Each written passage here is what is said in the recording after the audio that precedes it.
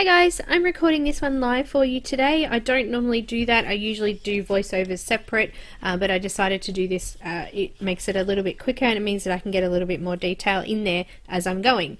So this image I've printed onto a couple of pieces of paper. I've got some marker paper here and I've also got some pencil paper here. So what I'm actually going to show you today is how to do skin. So the image I've got printed is from Fabrika Fantasy, and this one's called Autumn Fairy. So I've just printed it off 4 times onto some paper there so I can show you some different types of skin colors using pencils and markers. So to start with, I just want to talk about our pencils. So I've got a few pencils out here. I've got Prismacolors on the left here and Polychromos on the right, and I'm going to show you a little bit of I guess some alternative skin colors to just the plain sort of skin colors. So to start with Prismacolors, I would usually use a brown for a shadow color, and then I would slowly blend that out to a lighter peach color for light skin. Also too, there already is some skin combinations for dark skin that I've already done in Prisma and Polychromos, so you check those out. I'm still in the process of doing a Caran d'Ache one, so I'm still learning the pencils, so they're slightly different to either of these two pencils, so it's been a little bit of a slow go with those ones.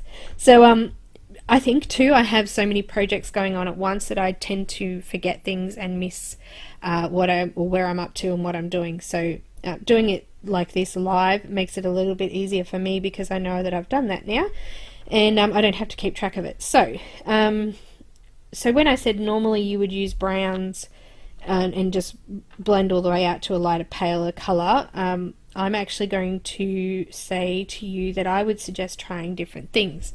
So you'll notice that with markers I tend to use some blue, I even use purples, or I'll use pinks through the skin as well. Now I quite like the blues and also the lilac-y colors as well, because it just makes the skin a little bit different, and I just quite like it. So let's have a quick look. Now my paper, unfortunately I've printed on the pencil paper with my laser, and it's already starting to peel off, so I don't like that, and I usually would use my inkjet, but it's not working at the moment. I can't get it to sync with my computer again, so when I get that sorted out I'll be able to fix that. So please excuse it if the color does rub off. What I might actually do is just grab a piece of plain paper and lay it over the top of it, and I'm going to use some marker paper I've got here so that I don't rub that off too much before I get to it. So first of all, I thought we'd start with Prismas. So I'll do some skin on the hands and the head here, and I'll do them different techniques so you can see how they go. So first of all, I'll try, excuse me, using the lilac I've got in the Prismacolor, and we'll talk about pressure and things like that as well. So I'm going to use really light pressure. So if you've got on a scale of 1 to 3 say, I'm going in on 1. So very light pressure. And what I'm doing is I'm just going to come in and do little circular motions. I'm not sure if you can see that on the camera, but I'm doing tiny little circular motions here. And I'm coming in and I'm filling out the areas where I think it would be darker. Now if you have a look at where the hair is sort of laying over the face there, this side of the face is going to be a lot darker than the other side, especially if we make the light source coming from this top corner here. So if we're coming from this top corner here, this part of the face is going to be a lot lighter, but there'll still be a small cast shadow in underneath the hair here, sitting on the face and also under there and on her neck as well, because her hair is covering over her neck there. So this part of the neck might be quite light, because actually it's not going to be, because that hair is actually laying over the top of her shoulder, so that's going to be quite dark under there. Under her chin is going to be dark.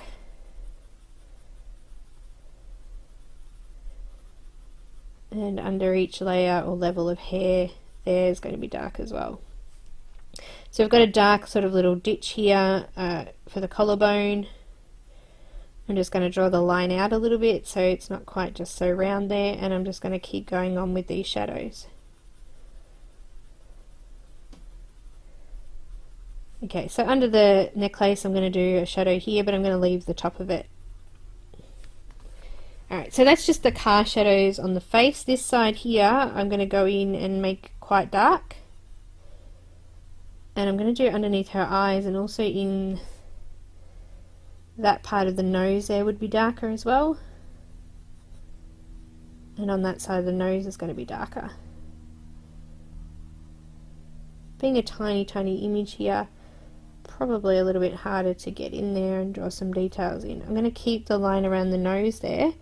Now I'm going to come up to here, and I'm just going to put a little sort of, I don't know, backwards K sort of in there. And I'm going to do around into the crease of the eye there, and also underneath the eye. There's already a line under the eye there, so I'm just drawing out from that, still using light pressure, bringing it in towards underneath the corner of the eye there.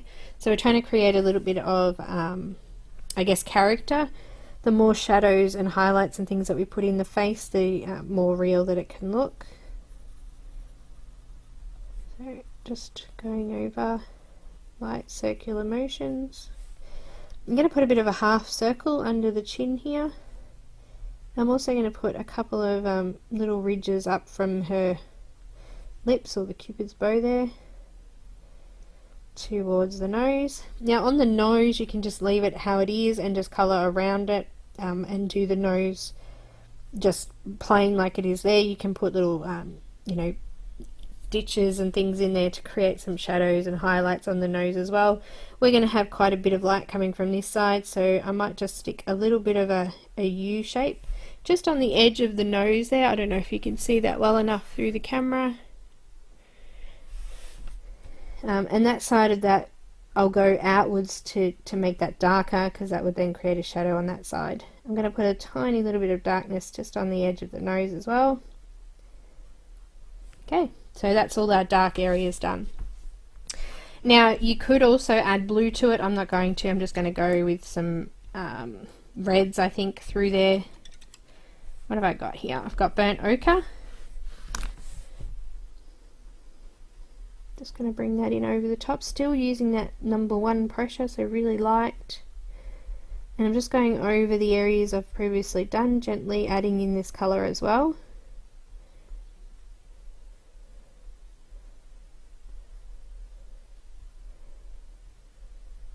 And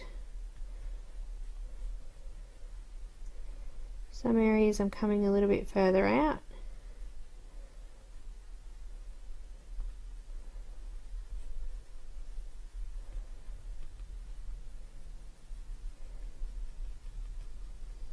So we're not pushing down on the paper. We want to keep the tooth as long as possible. Every time we go over it with the pencil though, and the tooth grabs the pigment, it is flattening that tooth a little bit more. So even though you are doing it really lightly, you're still going to be flattening that area that you're going over.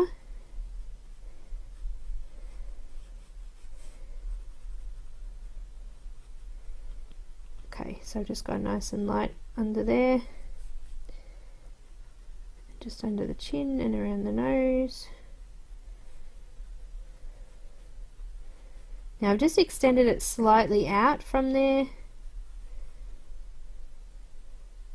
just so the next colour will blend over that nicely.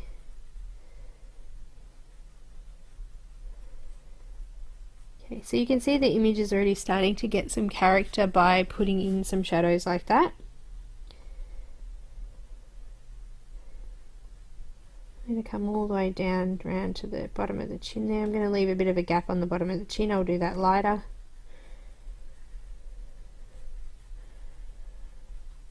Okay, so now we've got our shadow colour, and we've also put some nice purple in there as well.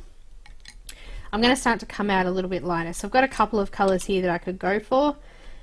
So we could go for lots of different skin tones, so we could go yellow or white skin toned.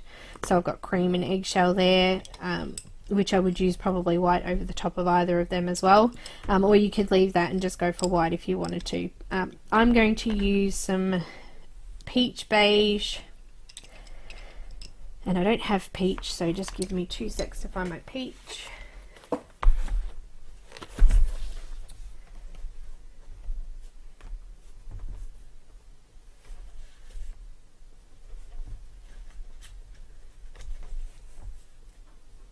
think I'm having a, here it is, it's a tiny little pencil, so I'm going to use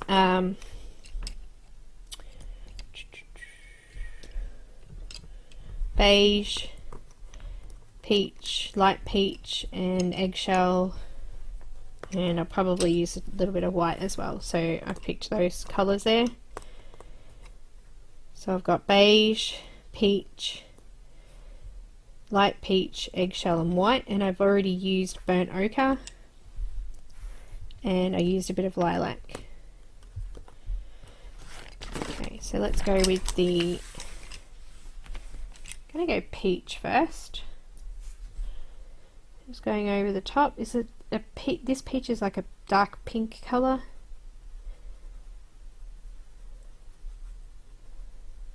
So I'm doing exactly the same thing I did before, just going in over the top of the previous colour.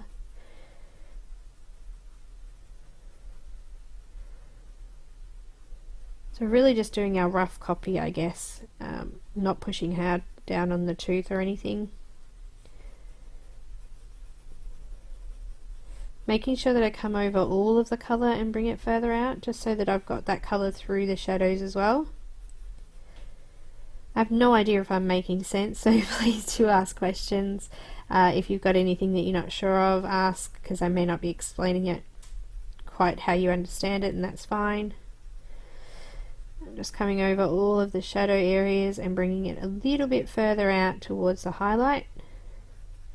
So I've got a few colours to go in here, so I don't want to bring it out too far and leave no area for highlights and things like that. So here on the face, I'm actually going to put more of a highlight in there, so I'm not going to go too heavy there at all. And I'm just coming from the mouth now and extending that into a little bit more of a circle. And I'm going to do the same down here on the chin, so we've got a bit of a circle going in on the chin there. So we've got more of a rounded section, and we've got more of a rounded section here as well. Fill that in a little bit more. So what I'm doing is trying to create a bit of a C cup, I guess, here and then here, because that's where our cheeks would dip in or pop out more, and also again up here around the eye we'd do the same thing. Forehead's a little bit different. I think for this particular forehead we're going to have mainly light on this side, so we can do it fairly dark on the other side. And I'm just doing this colour lightly out towards the edge of the nose. I'm also going to come in above the eyebrow there to start to put in some colour there. So you can see I'm really starting to fill in the face now. A lot of it's covered over with pencil already. I'm going to use beige. I'm going over the top of that colour and bringing this over all of the other colour, so you can see it's already starting to flatten out the colour. Even though I'm using light pressure, that's because all of that pigment's starting to build up on the tooth now, and it's starting to flatten it out. So I'm going under the eyebrow with this one and over the top. So I'm going to try and leave a little bit of whiter space up the top there, so I've lightened it off a little bit.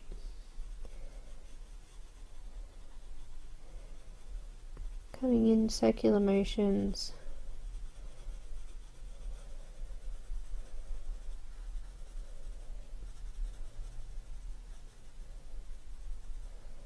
I'm just using a 200 GSM paper. It's quite smooth. It's not. It's got a bit of a tooth, but it's not too heavy, which is good. Seems to take pencils quite nice. So As long as it's got a small amount of tooth on it, any paper should be fine. The larger the tooth, the harder it is to start to blend that colour and get rid of the, I find a lot of the heavier tooth is like a hexagon shape, and you can actually really see that through even though you've blended.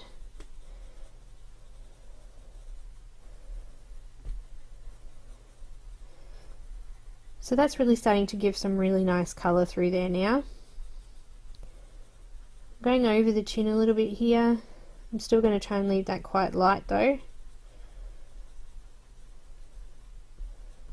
I've also brought a little bit further in towards the tip of the nose there as well. A little bit in the bottom of the nose, and I've done all around the shadows under the neck and the chest and things. So I'm almost completely covered over with all the white now, but not quite. I've got light peach, same thing. It may seem tedious going over and over and over things. Trust me, you'll get a better look out of it. You want the tones through the skin, and you don't want them to sort of all be separated from each other. You want them to blend nicely together.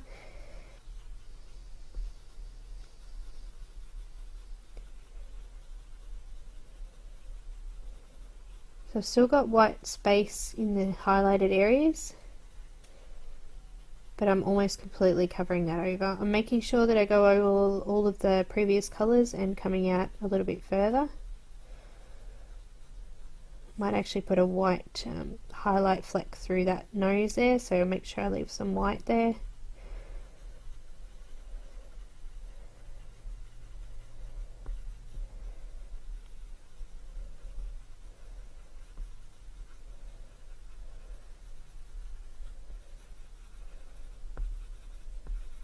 Okay.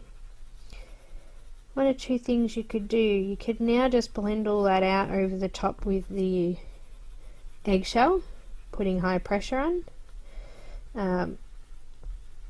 Or you can go in and redo all of the layers, just making them a little bit deeper to get that tooth flattened out, which is what I'm going to do because I think you get more depth in it by doing that. I'm starting to lose all of my ink around there. It's starting to look spotty. I've got my eggshell, and the eggshell I'm going to still leave a tiny little bit of white, but pretty much covering the whole areas now. On this cheek side I'm not leaving any area for white. I'm definitely leaving a white spot here for the nose because I want a nice shine off there. Just a tiny little one on the eyebrow here, show a little bit of highlight colour, and also on the cheek here it's really light here, and I'm just covering over the rest of that.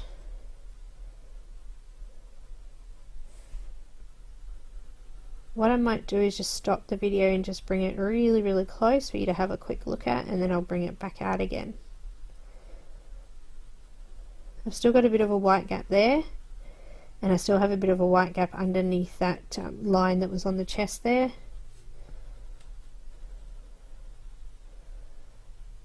And also there in the middle.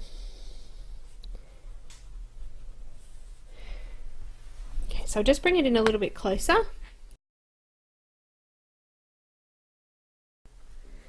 Okay, so you can see here, the camera's not very good quality, but you can see how there's shadow areas here, and then we've got our light highlighted area on the cheek there, and up under here there's a little bit here. So yeah, so you've got your dark and your light there, but I'll go out a little bit and we'll do firmer pressure and you'll be able to see that colour a little bit better as well. Alright, so I've come out again there. I'm going to start some deeper colouring. So I've got my lilac again. This time I'm coming in and I'm putting like maybe number 2 pressure, so a little bit firmer than before. I don't want to do completely firm with this colour because I want to put some of the other colours over the top. So I'm doing it firmer closer to the edge of the shadow area and lightening it up back again as I come further out.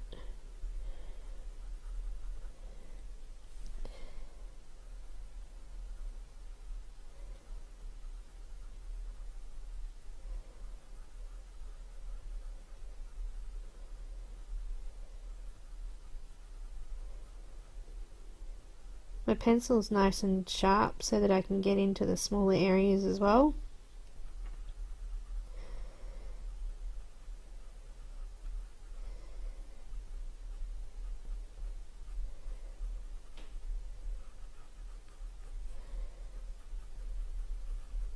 So as I said, I'm doing firm pressure right on the edge, and then I'm just lightening my pressure as I come out.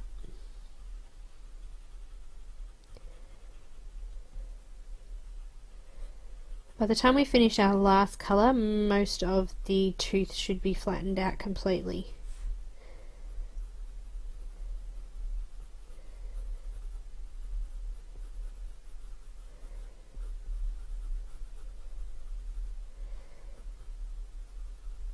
So this pencil's technique shows the importance of having good paper too, because if your paper's not hasn't got enough tooth, you're not going to be able to get this second layer on. If it's got too much, you're going to need to do another layer, and you may even need to do another to get the tooth really flat. So it really does depend on the type of paper you've got and what kind of effort that you want to put into it to how smooth the blend is.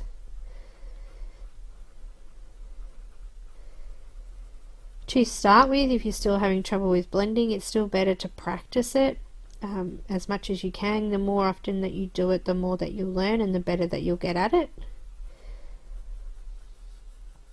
And as much as it seems frustrating when you get to do your first couple, you can't get it, just keep trying, because you will get it eventually. It just takes time to learn and to sort of put the I guess the knowledge in there for you to realize. And what happens is too, once you start working on this, you'll start to see things differently. You'll start to see things that you look at a little bit different. You'll be seeing more shadows and where things are sitting. Because you're concentrating on it and you're learning about it, you'll start to notice that more.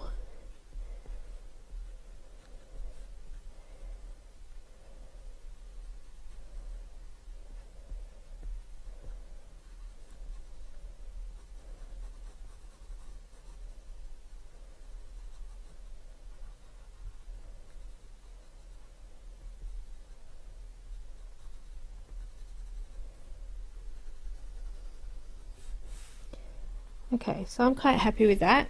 So you can really see that that's a lot darker than the rest now. So next I use the burnt ochre. So I'm going to do the same thing. I'm going to do firmer right on the edges there, over the top of the purple.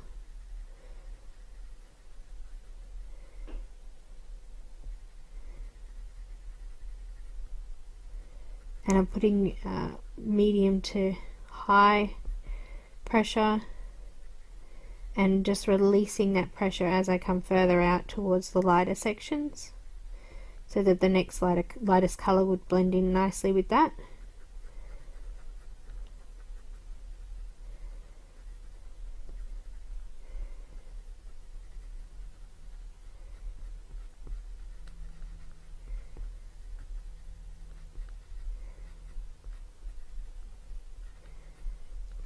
Gone right under the eye, and I've also got a little bit of a highlight section under there as well, so I've missed that.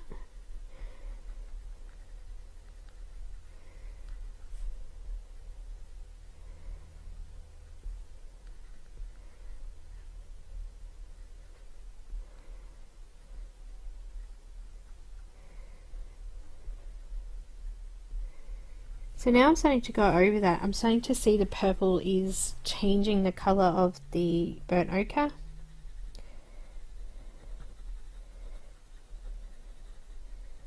And you won't actually be able to see as such that it's purple either. It will just be a nice shadow area with depth.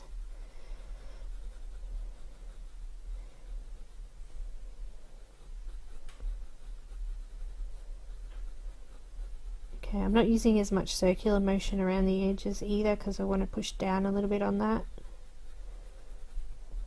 I'm using the circular motion as I come further out to release that pressure. You know, it's really strange sitting here talking to myself, so I hope you are listening. Yeah,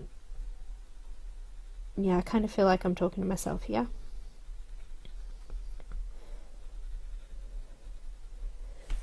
So you can really see that's starting to get nice and deep, and I've just had a look there in the camera and I missed a bit. Actually, it's a great thing about doing your work under a camera, because it actually shows you different light, and you can see where you might have missed things.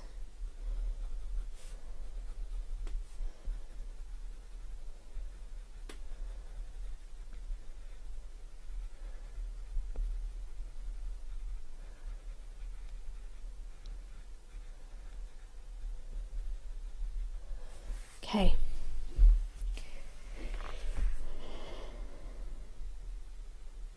Just lighten that off a little bit.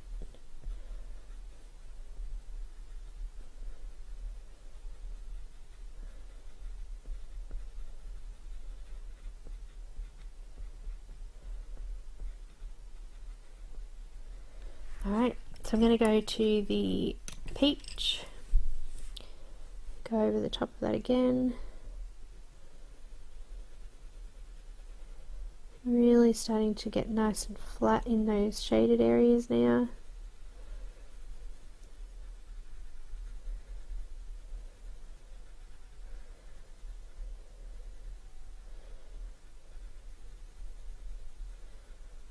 The tooth's still not completely flat in those shadow areas, so the next colour would flatten it out that little bit more until the end where it'll all be flat. Or majority of it should be anyway. So you can see I'm going over the top of the previous colour and I'm just sort of circling and bringing that colour out a little bit further, so as to gradually change the colour and get our light and depth.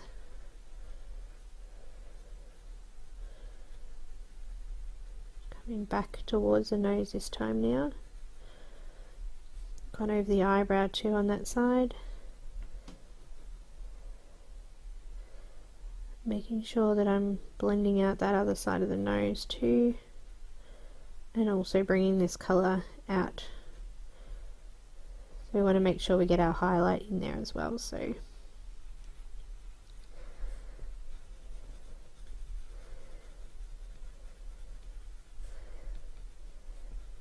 yeah, I've forgotten to go over the purple here.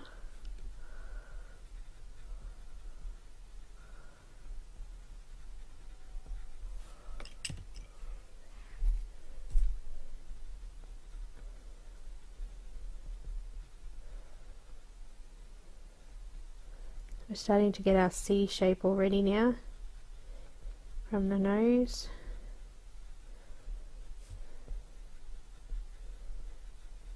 It's going to look slightly different on the opposite side because she's really leaned over and there's a lot of shadow in there.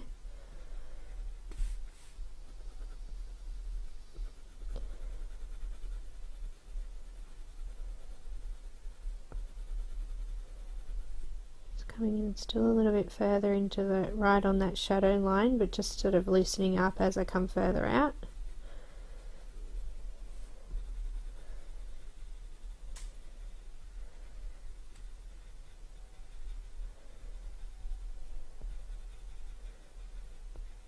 And I've also come on the top of the necklace now, starting to build that colour up too. So with the necklace there, from the wobbling a bit there because the movement of the pencil, so I'm slowly bringing this colour up from here, and that will slowly bring it up to the darker part, and that should be a little bit lighter just under that darker part there.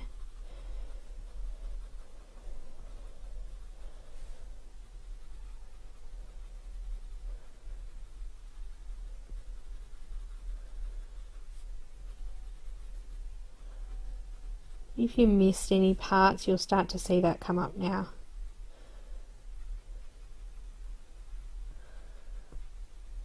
Just going to bring this slightly into that circle there. So you're really starting to look like you've got character and depth and things through. So now I've got that, what have I got now? Beige. Coming in again.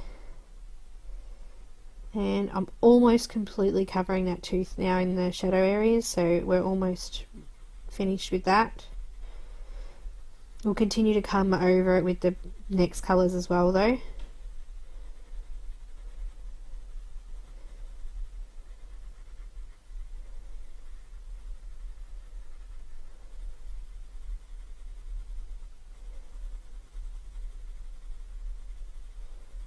Starting to join up areas of light now.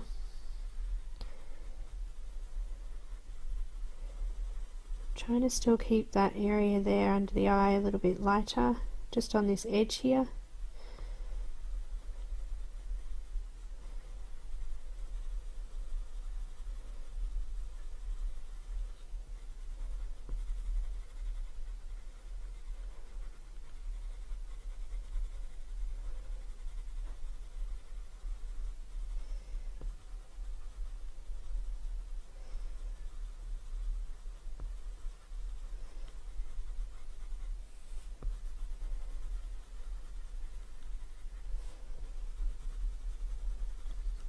If you wanted to keep the skin a tanned colour, then I wouldn't come in with the lighter colour, the white over the top of it, because that will whiten it off and make her a lot lighter skinned.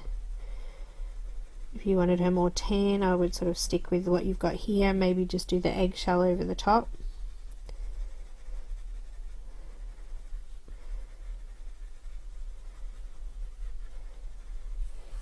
Got my light peach, which actually needs sharpening.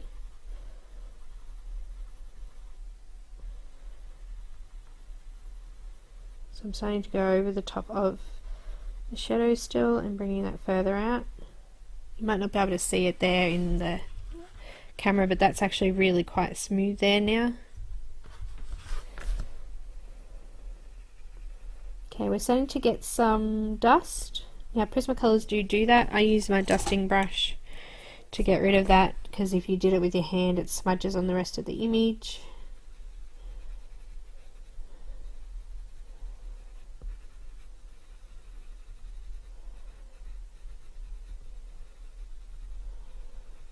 That's why the oil-based pencils aren't quite as bad with dust. They still do get a little bit, but it's not like the Prismas are.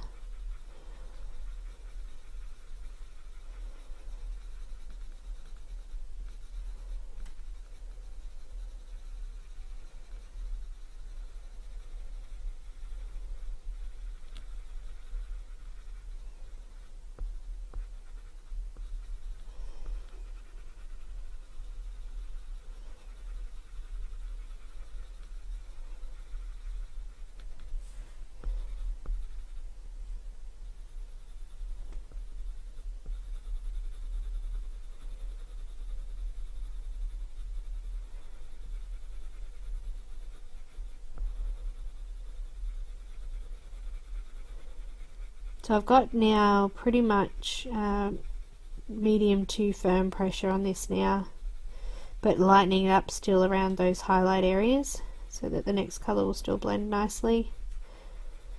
But yeah, the tooth's almost completely flattened on most areas.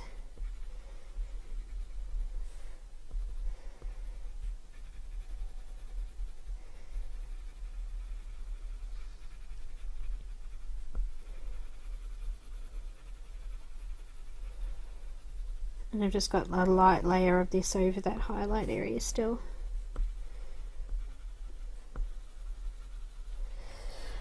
Alright, so I'm coming in now. I've got eggshell. I'm going to make sure I leave still the lightest tooth showing here for the white and here. But I'm going over everything now, and I'm making sure that tooth's nice and pushed down. Anything that you miss with the white, you could come back in and do that. I'm not going to bring the white all the way to the edge though. I like this quite nice tan sort of colour there, so I only put white in these just highlight areas now. But if you're going to do light skin, I'll do a little bit of lighter skin down lower and you can have a look at that. I wouldn't use purples if I was going to use a lighter skin. I'd just go with the browns. I would probably leave out beige. So you really do need to print out a couple of pictures of faces and just practice them. Put different colours into it, try putting blues, darker pinks through.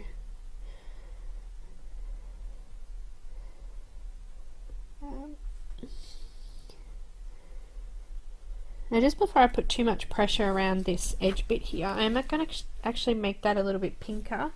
I'm going to get a blush pink. Let me just find one. Could be rose pink. I've got blush pink here. And I'm just going to put a little bit of that just here. And I'm putting firm pressure because this has already been pushed down with the tooth. I'm coming into that highlight section a little bit as well. I guess it's kind of like a mountain shape there, but it's rounded. Just a little bit on the edge.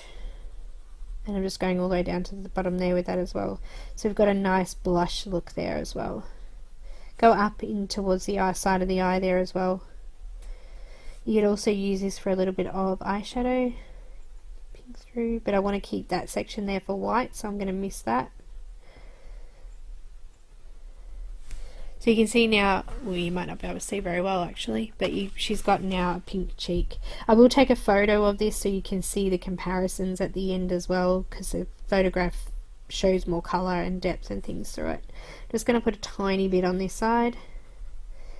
It's going to be more closer to the edge, of course, but we've still got some in there. Bringing it down there. A little bit in the eyeshadow there as well.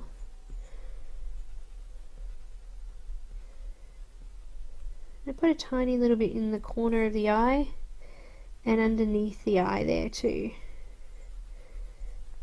Also the top of the eyelid I've missed too, so I'm going in with this pink just to give it a bit of colour. I'm going to go over it with white, so anything that's gone on that eyeball there, it'll go anyway.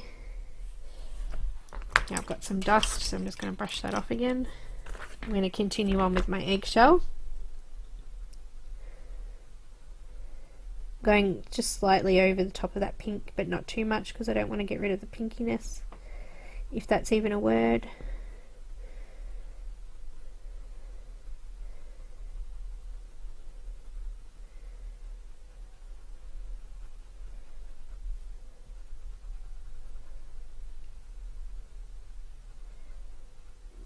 So I was chatting to someone, a friend of mine the other day, about what skin colours to get, and I was giving her all these random colours through the Prismacolor range, and she was sort of like, I can't believe you're going to use all of that for skin, like, you know, isn't it just one colour?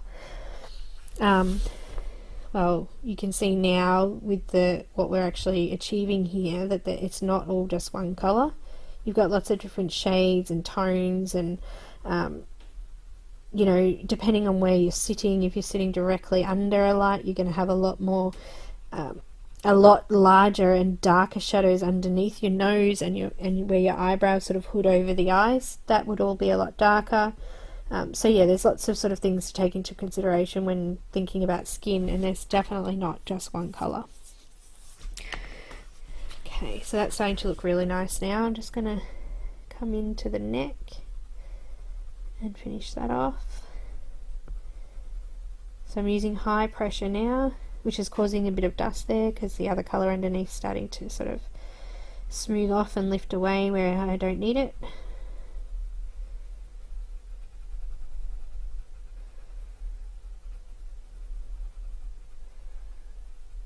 Making sure to leave still a little spot there for the white. So as I said, you could swap out and use not eggshell, but you could use cream, which will give it a more yellow tone. Depends on what kind of look you're looking for. Being an autumn fairy, I figured this one would be quite dark.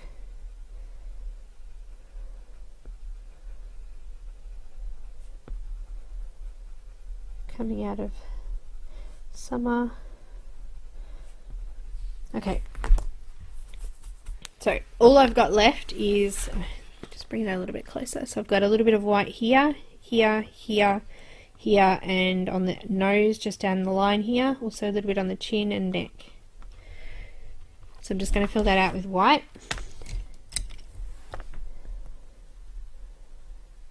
So just starting from the middle of the white section, I'm just sort of bringing it out over the other colour because I don't want to go all the way out and over all of it. Down the middle of the nose there where I want that highlight to be. I'm doing circular motions to blend it out to the rest of the colour.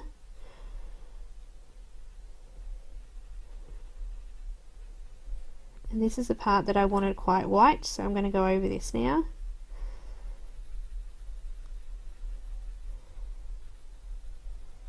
Circular motions to blend it out into the rest of the colour.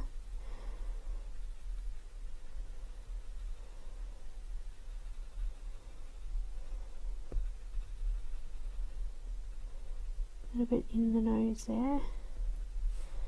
Chin.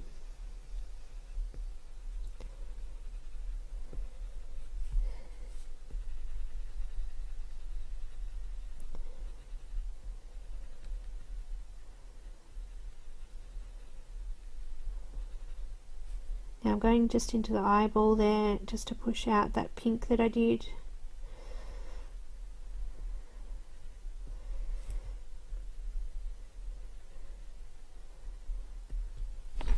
So brush that off a little bit. I'm actually really happy with that colour. Just smoothing off the tooth that's still left there. I really hope that you guys can hear me okay. Making sure I do that eye. So the reason I've kept that highlight is because the light's coming from there, so you want that to be a lot lighter. Go over that.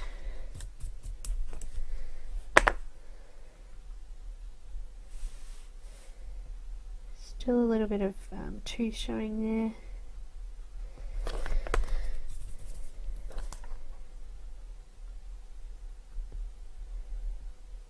Alright, I'm quite happy with the face. Let me just go back in here.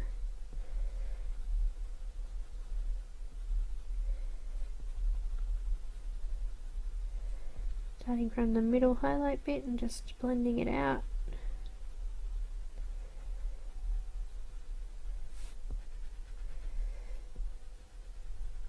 So as I said there, that's dark and then there's light here and then it goes back to dark as it goes towards the necklace.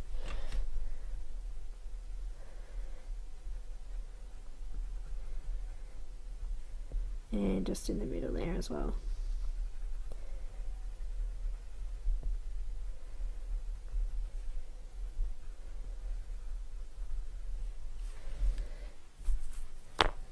This over here is not quite blended, so I'm just going to use the white to blend that in.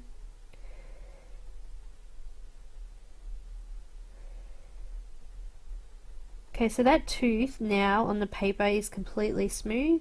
There's no gaps or lines through that facial area, so there's no tooth showing, no dots or spots or anything like that.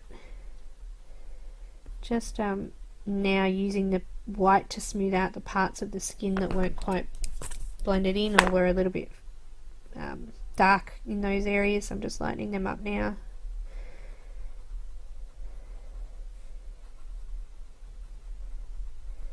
Okay, so what we've done is we've created shadow in and around the nose and under the eye and just in here and up above the eyebrow there. We've left that little bit highlighted. We've got all of our dark area, so the sun's shining right there. So we've got light here, here on the tip of the nose there. I actually might have even gone a little bit lighter in there just to really show that. But I'm going to try with my Caran d'Ache because that's a little bit whiter. That's it. I'll just lighten that off a bit with the white. And we've got a little bit of white here, but not a lot, because we're still going to have a little bit of reflection there. And we've done the same down here. It's not too dark down here. And the chin, we've got a little bit of light on there. Probably could go a little bit lighter on that side where it's facing the light. Also this bit here, I've lightened that off a little bit as well, because that might be sort of showing where the light is as well. So the thing is that when we say that the light's coming from this direction, in actual fact, we've got light reflecting from all directions. So we could have white highlights anywhere. There's no real way of knowing exactly where that light's coming from. Unless you're in a controlled, environment, a really dark room, and that's the only light source. You're not going to be able to sort of tell where a highlight will appear in daylight outside. So yeah, there we go. So that's the Prismacolor skin. Now it's really smooth. I really love the way Prismacolors blend together. Caran d'Ache is a lot like that as well. They're just a little bit more creamy actually. So now with a lighter skin, so I know that it's going to look kind of awkward because I'm going to have lighter skin down here, but I probably would leave out the lilac, and I may just I've got blue here as well, which might make it a little bit lighter, so you could do, I'll just do the finger here. I'm just going to put a blue undertone in there first.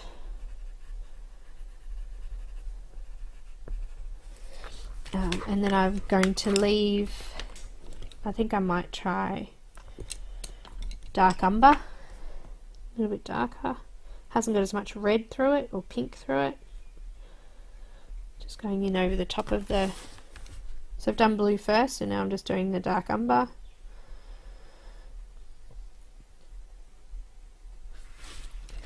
And then I would go straight to peach.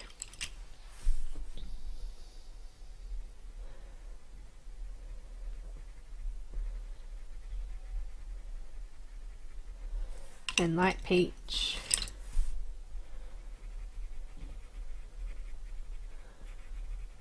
And then I'd go straight to eggshell. So I've skipped a few colours out in the middle, and it's going to give me a lighter tone, and there'll be no pinks through it. And then I'm going to go white, and I'm going to go white over the whole area.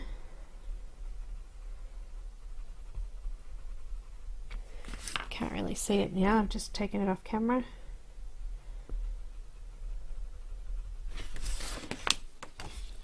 So that's a whiter skin tone, and then you've got your darker skin tone.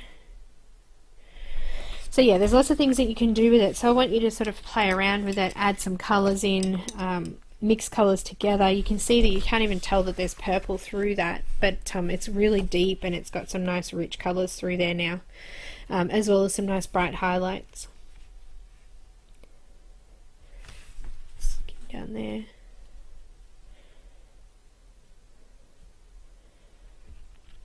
So I'll take a photo of them close up with my camera so you can see that light better. Obviously if you're following along you're going to be able to see what I'm talking about anyway. Okay, so we'll go to Polychromos pencils. So they're slightly different, that they're slightly creamier. They don't have the, I guess, as much dust coming off them. Also too, I don't blend them as much, so I don't do as many layers as I might with Prismas. But I'll start with similar colours. I'm going to use, I haven't got lilac, but I'm going to use this red violet colour, and I'm going to do the same thing. So I'm using really light pressure. I'm just going to come in and circular motions and come into all the shadow areas.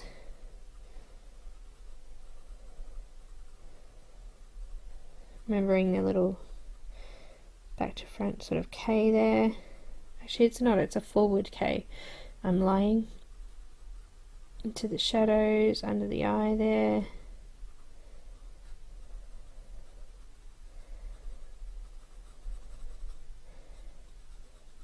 Just putting a tiny bit in this section this time. Coming in underneath the hair and the chin.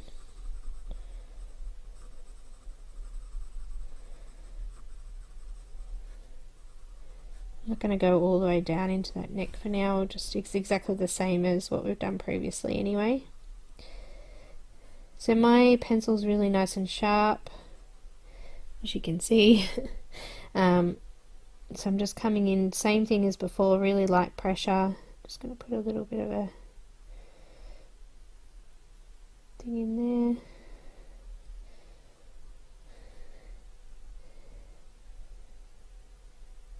Underneath the eye here.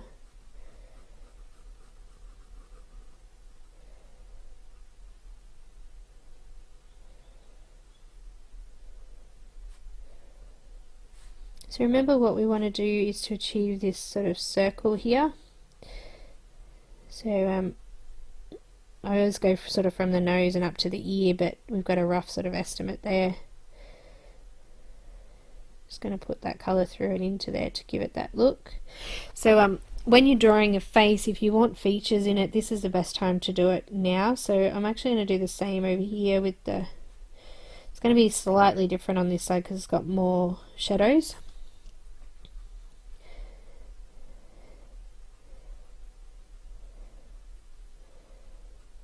But you can kind of see now that I'm actually drawing in those areas.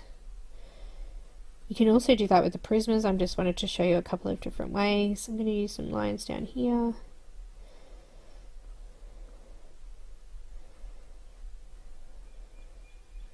I guess don't be scared to sort of draw in your features too.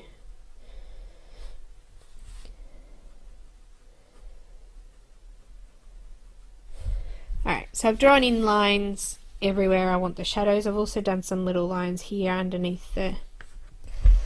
so I've got a couple of different colours. I thought maybe I might bring in some of the... it's like a reddy brown colour here. It's called... I don't even know how to say it.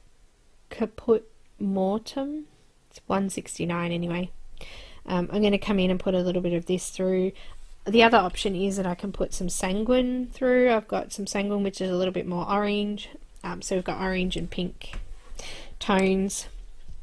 You could also use some sort of sienna colour. Anything similar to what's in the Prismacolor range you could also use on this one. So I can do sort of half and half if you like. I can do half of the face with the sanguine and then half the face with the purple brown there. So I'll do maybe the left side with the purple brown and the right side with the sanguine, because the right side's going to have the light, so we'll make that sanguine. I wouldn't normally mix it up and do both on different pictures, but you can. That's the best thing about pencil. So I'm just going over the top of the previous colour and I'm extending it a little bit further out. I just want to make sure I leave my highlight gap on the eyebrow there.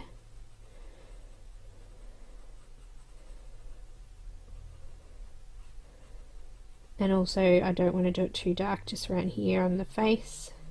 So I'm leaving a bit of a gap there, like an oval shape.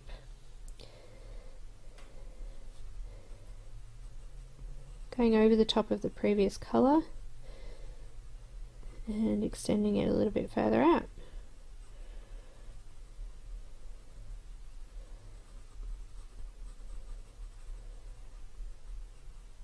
Possibly only going to do one layer too. I'll see how I go. May need to do another layer just to build up that colour. I guess I kind of play it by ear. If it's starting to look good and I'm happy with the colour, then I won't go over it again. If I'm still sort of, needing more depth or whatever, I'll come back in and put that in. Kind of looks like she's wearing a bit of a mask there, doesn't she? Bringing that shadow in. So I've gone over all of the purple and I'm just coming in now.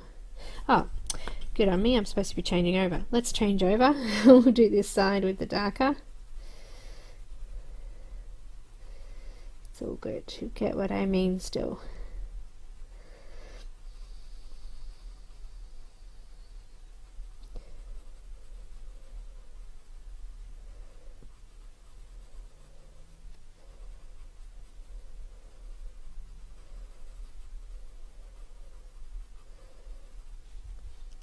So now that I've actually done that, you can see there's a slight colour difference.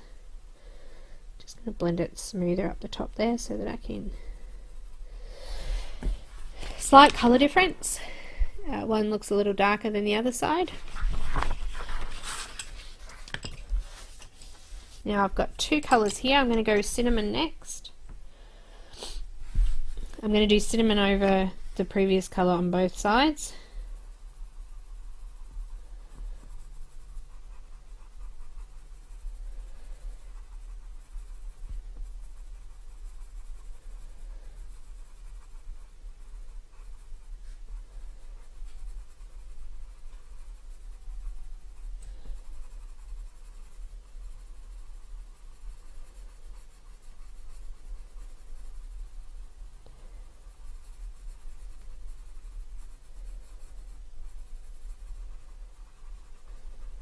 Bringing that now over the eyebrow.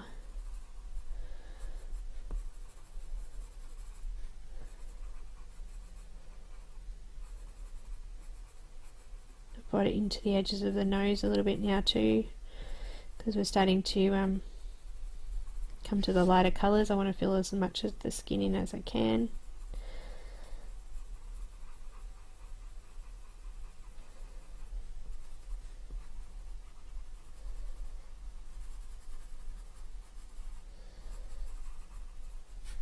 Okay, I'm going to go to some medium flesh colour, a bit pinker.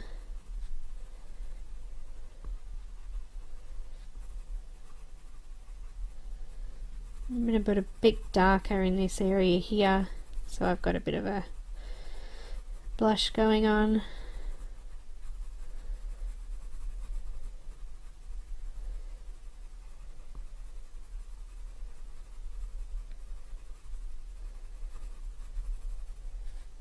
Just gently go over the rest of the skin.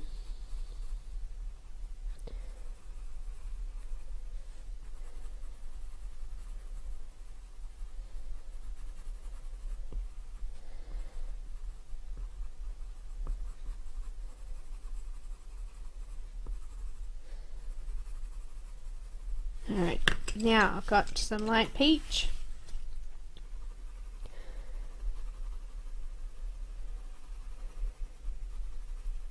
Really starting to flatten out the tooth, but I want to put another layer on, so I'm trying not to push too hard here.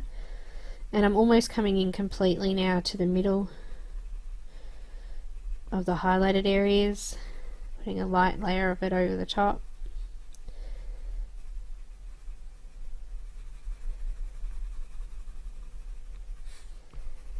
Doing this one a little bit rougher and quicker.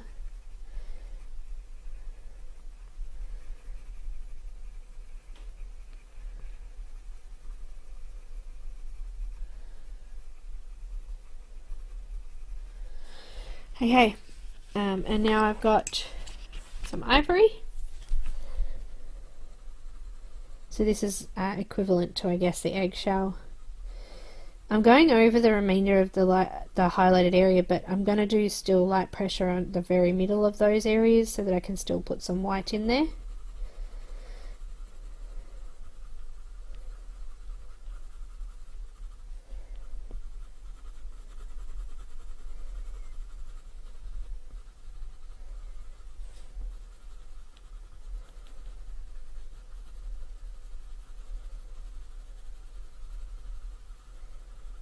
Still using light pressure.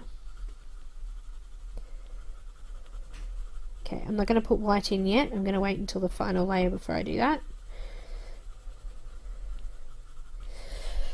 Alright, so I'm going to start with purple, and this time I'm going to go firmer right near the edges and lighten it on the way out. I do still want to put a little bit of the brown over the top of it so it's not just purple, so make sure I'm not pushing down the entire tooth, but I am almost finished. The tooth is almost completely flattened now.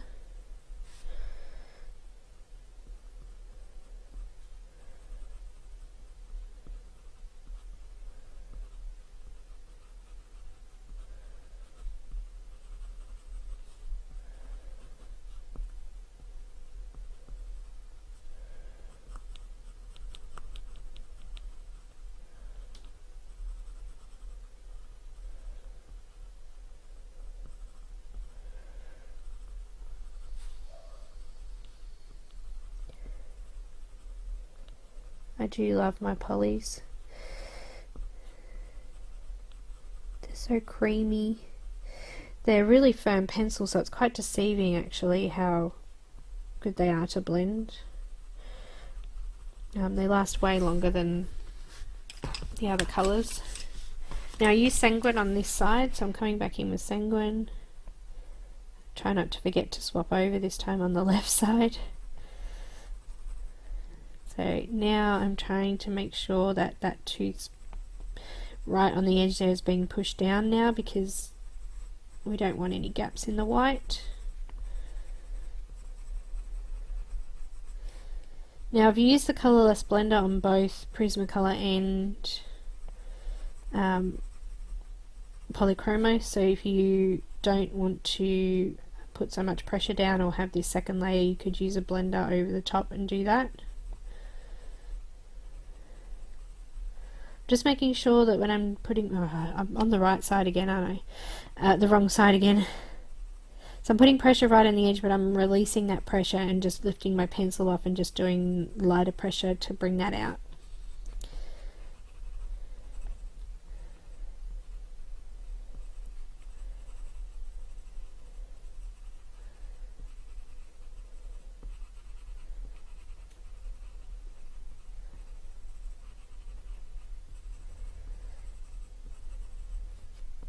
Okay, let's swap back to that brown. Go back in with that.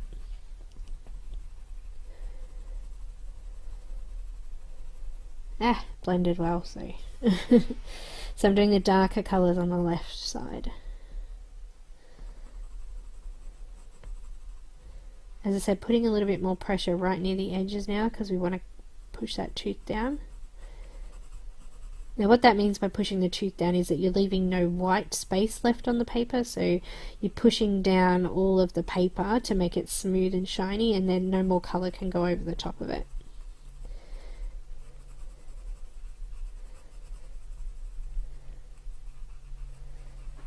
Okay, so now what did I do next? Cinnamon?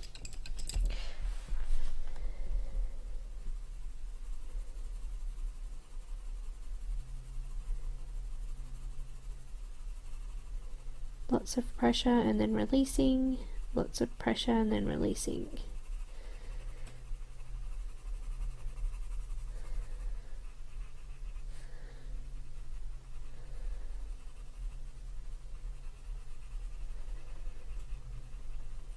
And I'm wobbling my camera around, sorry about that.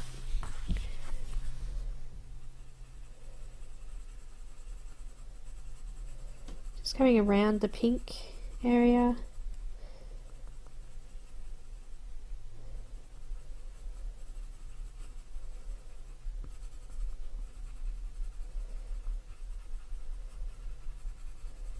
Starting to fill out all of the skin again now.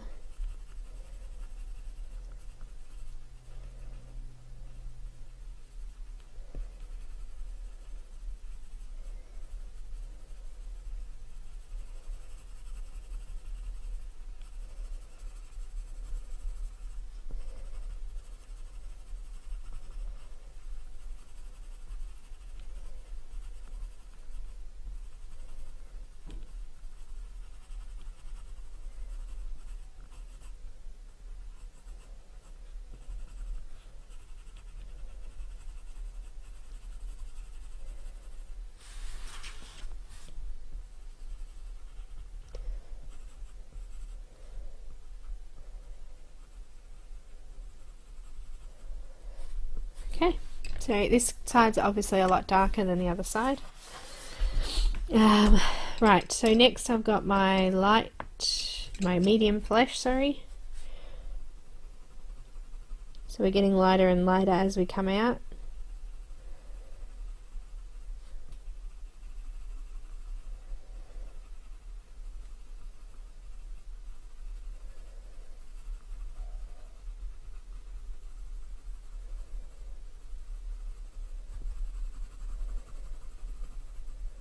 I use this over the pink area there, so I'm just going in to get rid of the tooth on there. Just really gently over the rest of it.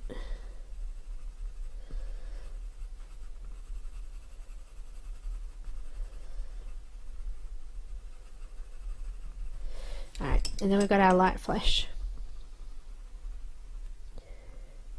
So I'm starting from the shadow area and bringing this over the top. I'm flattening that tooth off completely now.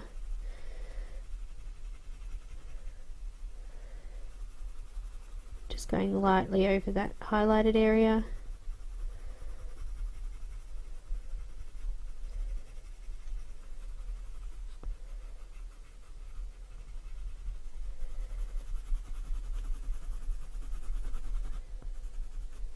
You can hear that's a little bit firmer pressure now.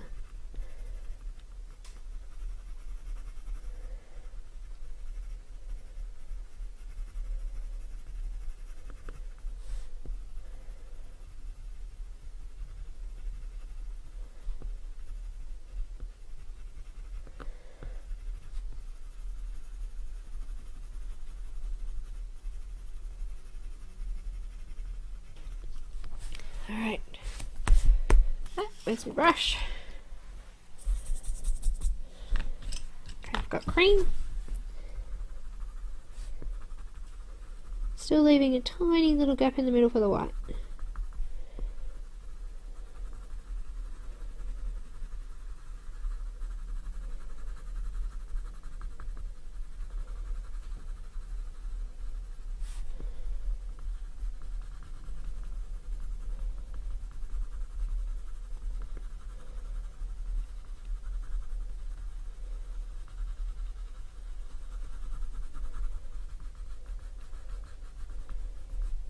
There's two ways we could go. We can leave it dark like this, or we can put some white Caran d'Ache over the top of it and we can lighten it up a little bit.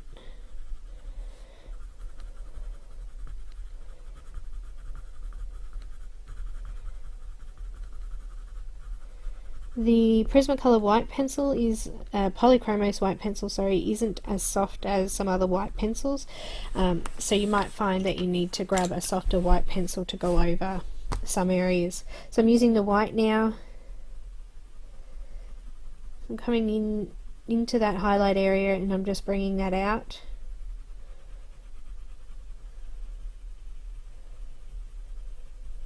And I'm flattening the entire tooth. But doing the white over the whole lot doesn't actually change the colour of it because, as I said, it's not as soft as some other white pencils like Caran d'Ache or Prismacolor. So it doesn't actually change the colour of a previously sort of, I guess, pushed down tooth.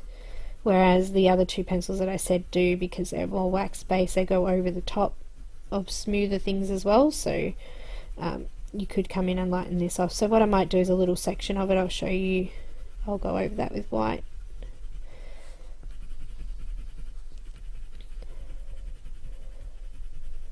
I'm just going, starting from the middle of the highlight section, and I was just pushing that colour out over to cover over that whole tooth bit there.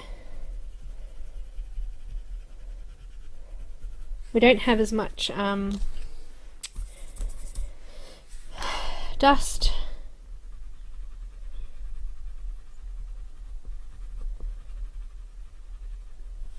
But that is the Polychromos side. So we've got two different tones, one's really light, one's quite dark, but just watch what happens when we grab our Caran d'Ache white. I'm just going to put that over this highlighted area here and lighten that off a bit.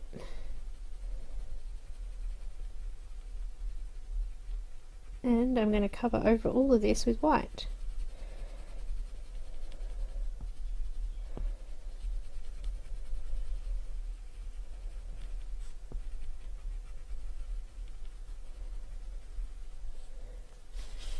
Oops, so it's starting to smooth that off nicely. Camera's wobbling again, sorry.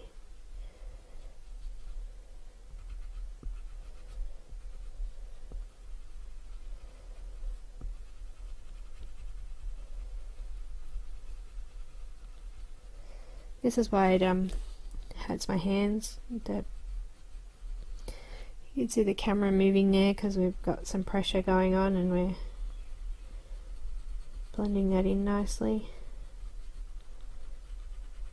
I guess I just wanted to show you that you can use different colours to get a similar look, even though we used the sanguine, we tried to use a sanguine on the right hand side, it still colour wise is very similar to the left hand side. The left hand side is a lot darker, but we wanted that darker anyway because it's in a shadow area. So I guess I'm just trying to say that you can play with colours and get some really interesting and nice effects.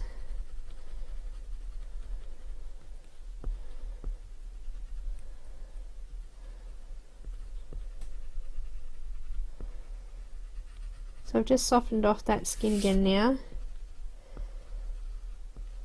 using that white Caran d'Ache pencil. And we still have some really nice colour through there, nice rich cheeks and some nice deep shadows.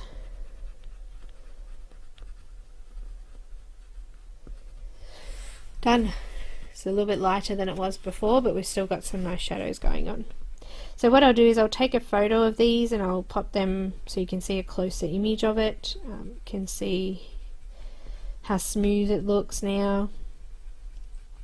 I just missed a bit of the forehead there. Done. Got our lighter skin, which is more yellowy toned, and then we've got a nice deep pinky toned skin.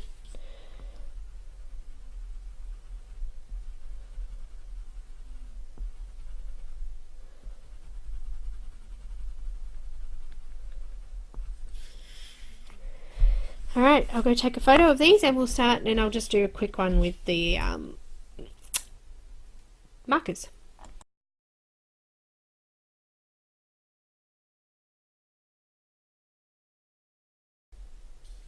So guys, I've got this printed out on marker paper. I'm using the J Burrows brand paper that I can get here in Australia from Officeworks. Actually, one of the girls who is in our group actually suggested this on a chat on the wall in Facebook.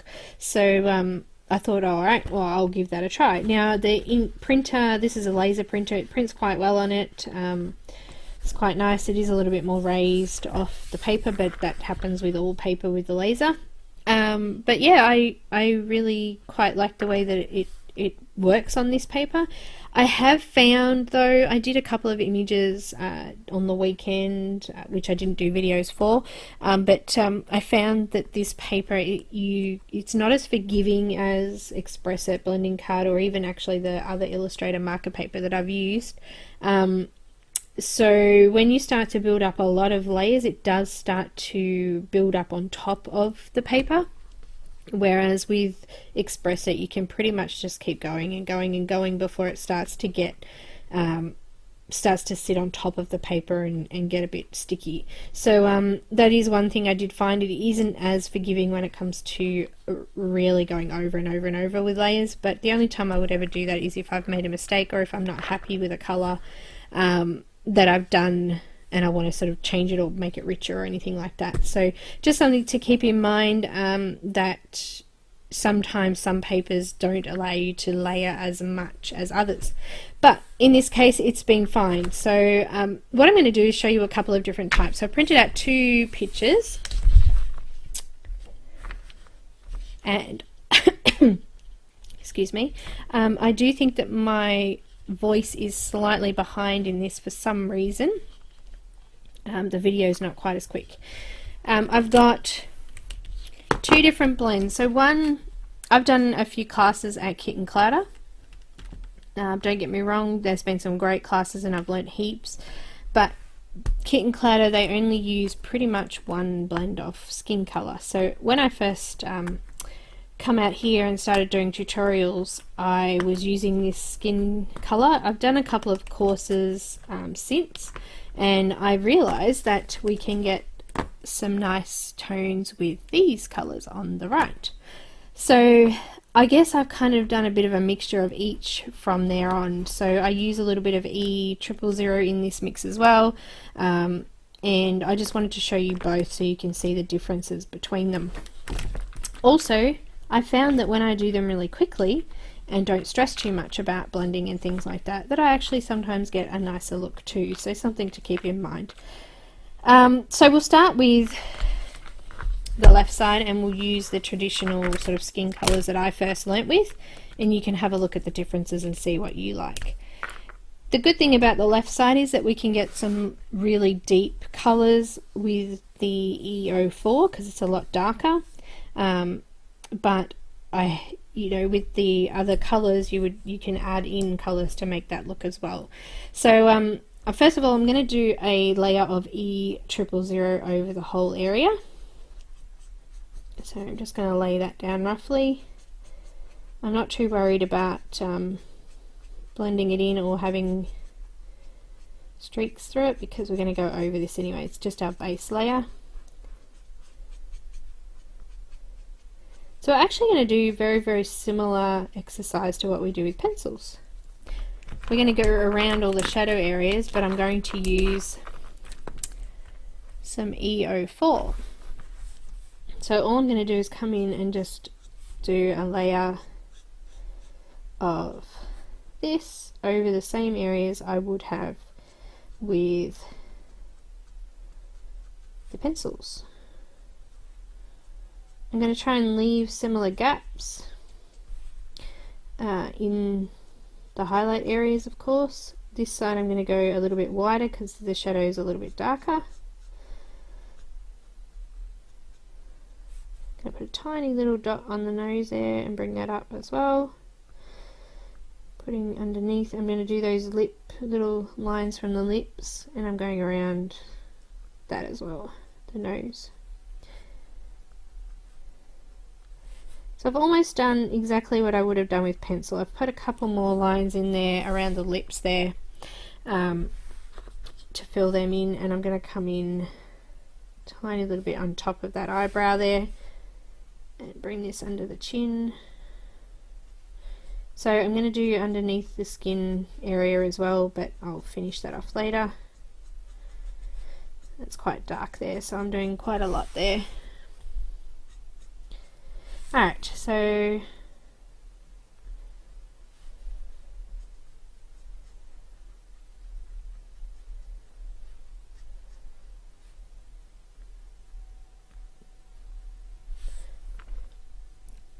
quite dark. Now, what I like to do with the darker colours with markers is I like to sort of flick in so that we don't get that defined line. So I'm just going to do that around these areas here. So I just like to flick a little bit of that colour out, just so that we don't have a defined line and it blends in a little bit easier. Some of these I'm not going to worry about, but the ones on the side of the face I have. So next colour I'm going to use is E11. It's kind of a orangey light brown colour. It's called Barely Beige. I'm just going to go over the top of the previous colour, and oh my goodness, it is dying. Bear with me, let's fill it up. Just going to pop a few drops of colour through just to... There you go, I didn't test them before I started.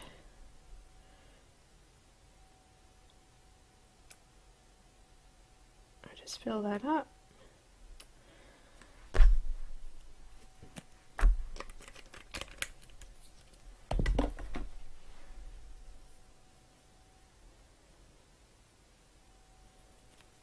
Made a bit of a mess on my marker, but let's try that again. So we've got E11.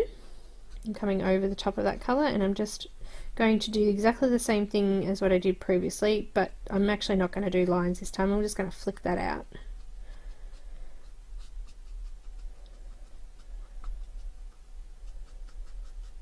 Going over the top of the previous colour there, and I'm just sort of flicking this colour out.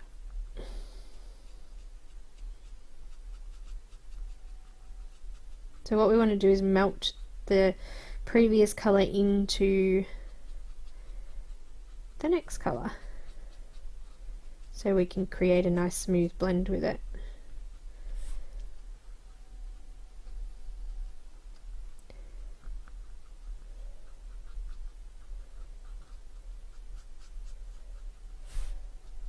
Flicking it out. So So you can really see that now there's hardly, you can't see where one colour turns into the next colour because it's nice and smoothly blended out. Just flicking that out.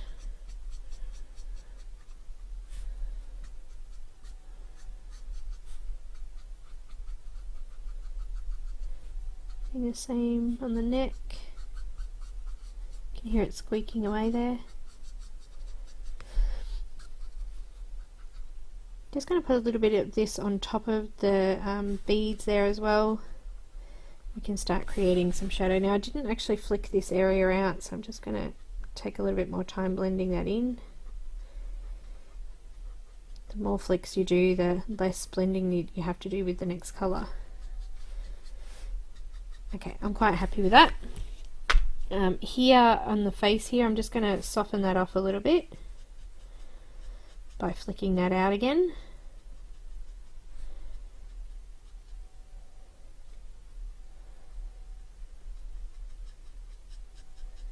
And I've just covered up that area in the bottom here that was there was a bit of a gap there. I wanted to bring that in a bit so it didn't stand out as much. Next colour that we'll use is E21. I'm just going to come in from over the top of the previous colours and I'm going to flick again. This one's nice and wet, so that's good. So I'm just flicking that colour in towards the highlight. Each time I do this, I'm coming a little bit further in towards the wider part of the skin again, so we're creating those nice highlight areas. And the cat saying hello again. She's quite happy today.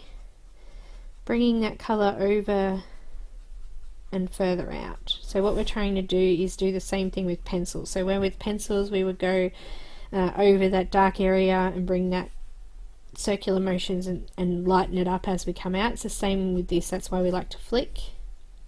I probably should have left a gap there for our white, but I haven't.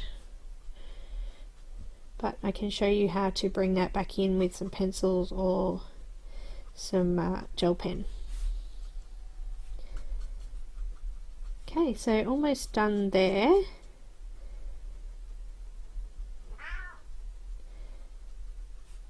Just come down to the neck. As I said before, I'd be quite rough. I'm not too stressed about what's going on here. I think the quicker that you do it, the better that it looks, and the less that you spend, you know, too much time on it, and that it can start to look odd. Alright, so that's that, and then I'm coming in now with some E00.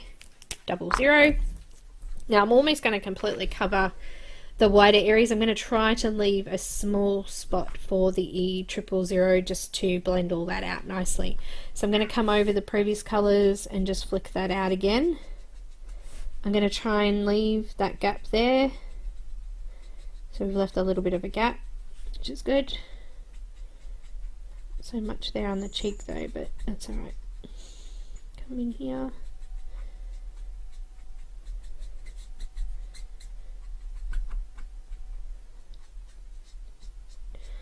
Just got a small gap on the nose there still for the light. And a small gap on that cheek there, and a little bit on top of the lip there. But we have almost finished completely covering over this area now.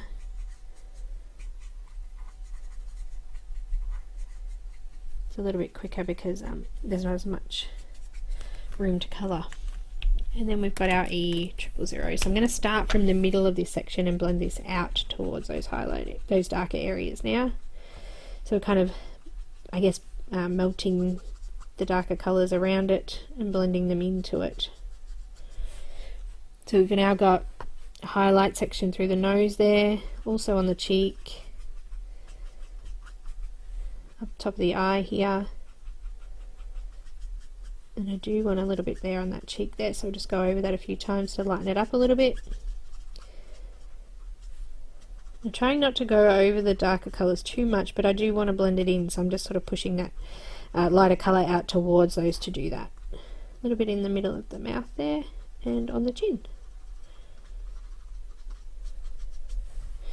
And then the rest of it I'm just going to go over that lightly there to blend that in, and then a little bit in the middle there as well. So that's it, that's the skin done there. Now what I might do is just put some blush on the cheek there got some R20, and I'm just going to bring that in, flicking it out there, just to get a little bit of blush in there as well. And anything that you do add on top of that, I like to just blend back out again with the lightest colour, just to make sure it's nice and smooth. So I'm going back in now with the E000 just to blend that out and get that nice and smooth there. Done. So that's quite a nice colour blend. You could go over it a second time to deepen it up a bit if you wanted, or you could leave it like that, light like that. So it is quite nice. It's very traditional, and it's nice and deep. I quite like that too. But I'm going to show you some alternate colours as well, so you can have a look at what different colours do. That actually is looking really lovely now. I quite like that. Alright, let's have a look here. Now, we can use lots of different colours to do skin. I'm going to start with YR000. So straight away it's already a little bit orange than the previous colour. Come in there, just do one layer over the top of all of that. Oh, just gone on the eye a bit, it's alright.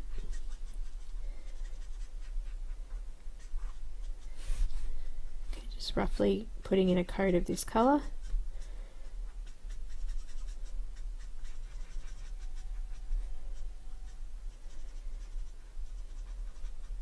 So I'm not going to use the really dark shadow area for this one. I've got some BV, actually I might use 30. It's a little bit darker, and I've also got some RV00. So mixed together they kind of make a nice purple or lilac colour, which is what we used when we do pencils. So I'll start with the blue, and I'm going to come into the shadow areas, and I'm just going to flick it out so that we can blend the next colour over the top easily. Going around all of those shadow parts that I did with the other colours. The eyebrow, under the eye, doing my little K there, and then on that side, making sure to flick that out so that it doesn't have a defined edge there, and it's a little bit easier. Around the nose, and I've got a little tiny patch there as well. Some lines around the mouth.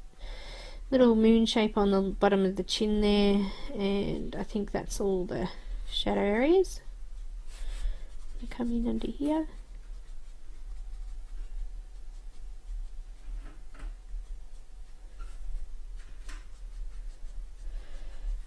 And I'm going to pause it. So guys, I actually got cut off while filming and live recording, voice recording this picture, so I do apologize. So I'm just going to run over this last part with you like this. So I'm actually going to, at the end of the skin part, I've just added on the rest of the image, which I chose the left side skin color because I liked that better. It came out a lot nicer, and it would suit the colors that I've gone for, so you can see that with the end product. So anyway, let's go back into what we were doing. So what I'm going to do now is I'm coming in over the top of the blue that I've used, and I'm using the RV00 to do that. So both skin types are really nice. I love both of them. I've been favoring this particular one a little bit more lately, but I've come back to the one on the left a couple of times. I really do like that one. It's a little bit darker. So it's like the pencils, I guess. We've got one side of it being darker and the other side being a little bit lighter. So this is the lighter side of the markers colors. So I did choose the left side to continue on the video and finish that image off for you, so we'll go into that as well. I've left it as normal speed as well for you, so you can follow along with that if you'd like to. Also too, you don't have to use this particular image. I don't want you to feel like you have to get these images or purchase extras to be able to do these techniques. I want you to be able to use both the pencils and the markers for any image that you do. I guess that's why I'm concentrating on just skin for this one. I'll do a hair one as well, I think, for you, a little bit longer and more in depth. And there is a whippersnipper or a lawnmower going in the background there, and I do apologize if you can hear that. So all I'm doing with that RV00 is I'm just coming in and I'm putting a little bit over the top of where the blue went, so in all of these shadow areas here, and I'm picking the areas that I did on the other image as well, so we're doing exactly the same as what we did before. So I just flicked the marker out and created I guess an area where I can actually blend out the next color. But this color, the YR00, I'm coming directly over those two colors I've just done, and I'm just flicking out towards the lighter areas again. I'm making sure that I'm leaving some lighter areas for those highlights, so just on the nose there, that part there is going to be lighter. Also a little spot on the eyebrow there I've left to be a little bit lighter, and we'll do the same as we've done on the other images and leave a little bit of the cheek area there as well. So I'm going to use some blush in here as well, so a little bit of R20 after this one. But you can see how I'm laying my marker sort of to the side just to be gentle and just flick outwards so that the YR000 does sort of blend in really nicely with this and melt all that away. So I guess the idea is that we want to create the illusion of depth and also light through doing this. So as I said, this combo is a little bit lighter, but you can still get the same depth and I guess the 3D sort of look with even using lighter colors. I guess that's why I wanted to show you both sort of blends. Also too, this one's good for like you know, you can change out the blue and you can use purple, or you could use a more pinkier sort of color. You could also put other colors through, like I've done a green face before as a water vampire thing that I had there. Also you could do blues for like you know, cold or even grey, cool greys would be good through these as well, just to bring in sort of that cold and blue sort of look. You could do anything with it really. So this particular one, I found that it's a little bit easier to blend in those sorts of colors than it is with the left side. I think because the left side's got that darker reddy brown through it, it's a little bit harder to bring in some color over the top of that. So now I'm going to bring in that R20, and I'm just going to do this on the sides of the cheeks here. We want to try and create that dip in the face where the jaw and the cheeks sort of begin, so that's why I'm using that color to come in there. Also too, to put a bit of color into her cheek so she doesn't look deathly ghostly. I also use this sometimes for eyeshadow as well, so that's why I put it up and around the eye there, just sort of to create a little bit more light there. I'm going to blend it out with the YR000. So the YR000 is acting a little bit like the E000 by blending out the colors that I've just put on over the top. So, but yeah, she's starting to look really nice, but as I said, she's not quite as dark as the other one. So we've got the two different sides. One's really quite soft, and as I said, you can add lots of color through that one. The left one's, you sort of stuck a little bit there with that. I'm going to come in with the second layer, and I'm going to do exactly the same thing. So I did actually go over the left side a second time before I started doing the next one, so I'm not sure if I actually videoed that, so I'll find out in a moment when we come up to there. So this time I might be coming a little bit further into the shadow areas, because now I've sort of marked out those and I want this to be a little bit darker. So I can sort of come in a little bit further, make them a little bit thicker than I had previously. So the idea of doing a second layer is really to help you decide whether it was enough shadows or if it was too light or if it was too dark. You can lighten it up and miss the darker colours. Got that RV00 again, and I'm just coming over the top. So you can see I'm kind of flicking the marker or pushing the marker down and flicking it outwards. It's very hard to tell on the video, but I'm sort of just lifting it off. So as I'm sort of bringing it out towards the highlighted area there, I kind of lift it up off the page a bit. So it's almost like feathering strokes in the lighter areas, and then I put pressure on around in the darker areas. And you can see how by flicking that marker, I'm getting a softer edge on it. This video camera isn't showing that colour as well as what it actually looks like either.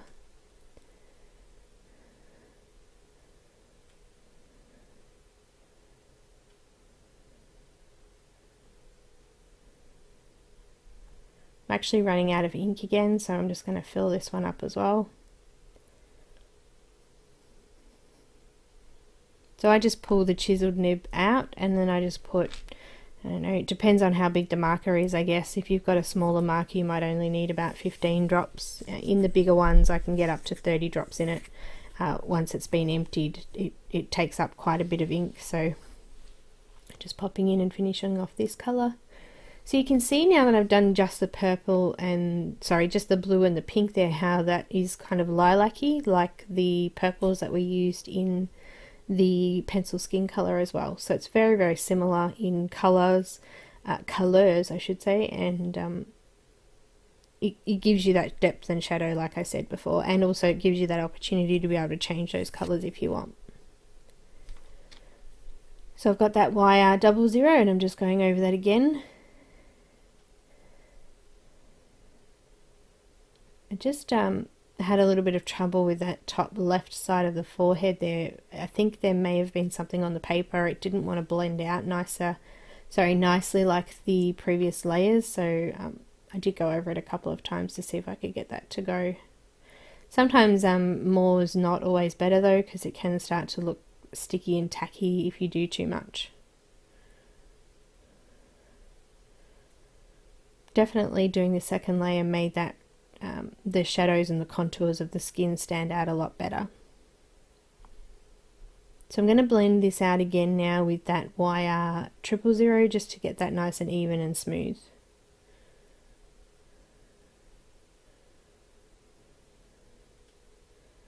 I just did a light layer over the highlight area with that too, just to deepen that up a little bit.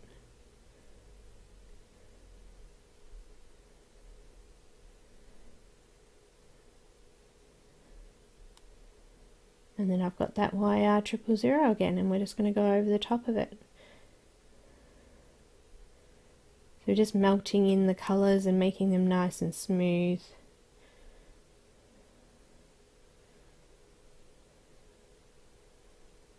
It looks really good now. So that's it for the skin lesson. So I'm going to move on and do the rest of the video. You don't have to watch the rest of it if you don't want to. You know, you can have a look at the hair and things like that, but I really liked the left side here. The right side's really nice, but because I'm going to use some autumny sort of colours in the image, I did go for the left. I just wanted to show you too, if you weren't happy with the orange sort of tone, you can come in with the E000 and just go over everything. And what it does, it just makes it a little bit more subtle, and it puts a little bit more of the I guess the yellowy tone sort of over the top of it, so it's not quite so orange. That's that bit of the forehead there that I had trouble with. I'm just trying to smooth that off a little bit more, but it just didn't want to go, so I've just left it. And sometimes that happens too. There can be blemishes in the paper or something's rubbed on it, and it's not quite perfect, so it's harder to blend a certain area. So as I said, sometimes it's actually better to leave it and just move on, because you'll sit there and play with it too long and the ink will end up going sticky over the top of it. So I'm just going to do a second layer in this one, and then I'm actually going to use this one for the entire picture. So I didn't actually use the E04 for this second layer. I thought it was still dark enough in the shadow area, so I left that. And I've just come in and started with the next lightest color. So I've got E11 at the moment, and I'm just coming in and putting in those shadow areas again, just deepening them up a little bit, because when the ink actually dried, it dispersed a lot and there wasn't a lot of color left, so I did go over this a second time. So I've got that E21. So I'm still following the same lines, I'm just deepening those up now. So you can see this layer is going on a lot easier because of the color underneath, so it is sort of smoothing off nicely, and it's easier to blend off this next layer. I've only done the face too. I don't think I finished off the neck. I just wanted this, the shadow areas to be a little bit more defined, as I said, because they did lighten up a bit while it was drying. So I've got that E00 now, and I'm just going in, and I've just left the highlight areas. If I have gone over any highlight areas, I've gone over them very lightly and just done flicking motions or put little pressure on the marker.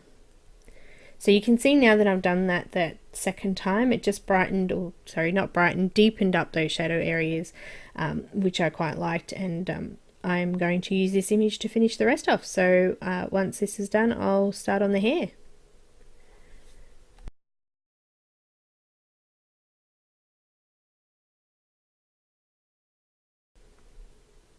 Okay, so that's both the light and the dark side, so dark on the left and light on the right.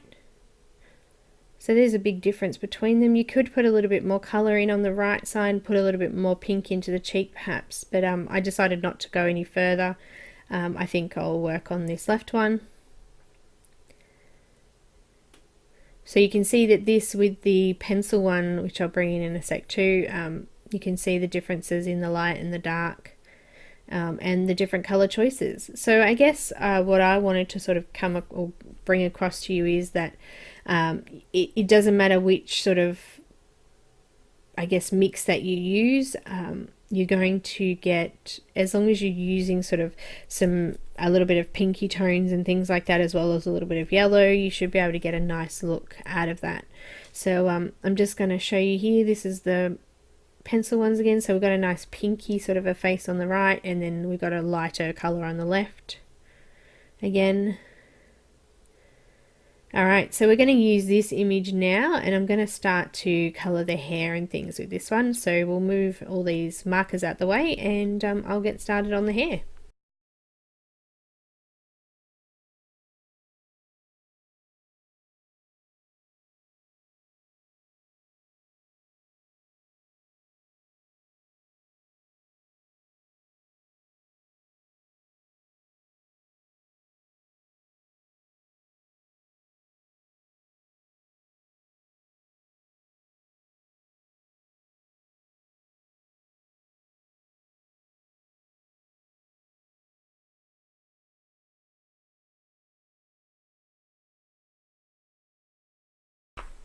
Alright, so we're going to start on this side now. So I've cut the picture off, and I've just grabbed a E09 marker, and I'm just going to go in and mark out the shadow areas. So I've decided to go with oranges and greens and reds through it. I've got a little bit of purple as well as a contrasting color. So being opposite each other on the color wheel, orange and purple go quite well, yellow and purple go quite well together, so that's what I've chosen to do with the background and the hair and the leaves and things like that. So all I'm doing is coming in and marking out the shadow areas first, and I'm also flicking the marker out and creating some lines out towards the highlighted section of each part of this hair. So I'm going to finish that off, and you can just follow along if you like, or as I said, you can fast forward this, take the sound off because it sounds really funny. But yeah, I'm just coming in to mark that out now. I'm going to use some orange next, and then I've got a bit of yellow, so something different. I don't usually use this type of color, but yeah, it came out really good. I was really impressed with it at the end. So I just wanted to show you how I create a dip in the hair, or a shadow area in the hair. So you can see the area I just did then. I'm flicking up towards the top and the lighter area, and then I come back the other side and I flick back the other way. So this is to create the sort of effect that it's dark in those areas, so the hair's wavy. So obviously the hair that's sort of on the rise is going to be a lot lighter than the hair that's on the low. So that's how I create that look. So I just come in, so up here I'll do it here, so just come down and then up again. So we're creating a dip in the middle there, but we're still sort of flicking outwards to create that I guess the texture of hair there. So So I do that mostly on long hair too, because when you've got long hair, it's hard to sort of put in shadows and highlights into a long piece of hair if there's no sort of darker area or a lighter area. It can look a little bit weird. And also too, because you have to do really long streaks of your marker, it can start to look a little bit messy, and the lines can get a little bit wavy as well because you have to go so long to draw that out. So sometimes I'll create that same effect using straight hair as well. I'll put a section in the middle of that to break it up a little bit and to be able to sort of create a little bit of depth and character through the hair. So I'm just going to keep going here and finish this off.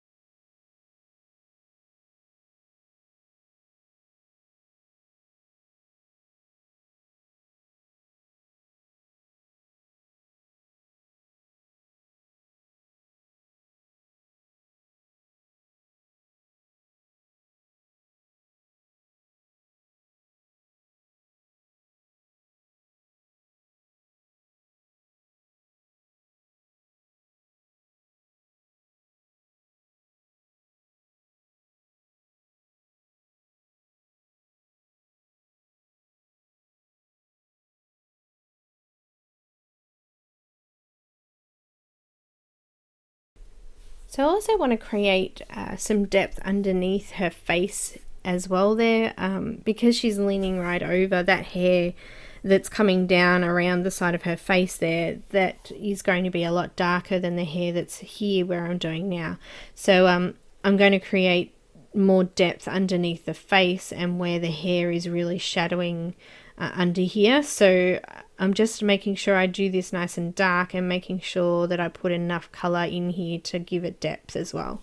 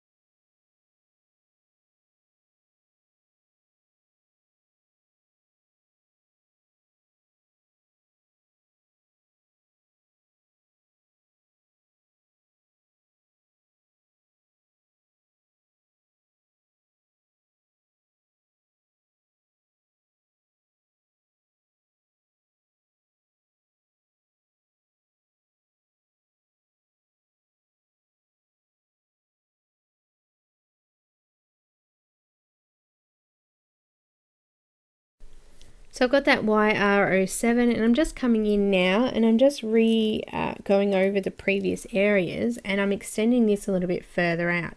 So what we're trying to do is sort of blend in the color a bit and extend the length of the hair strokes.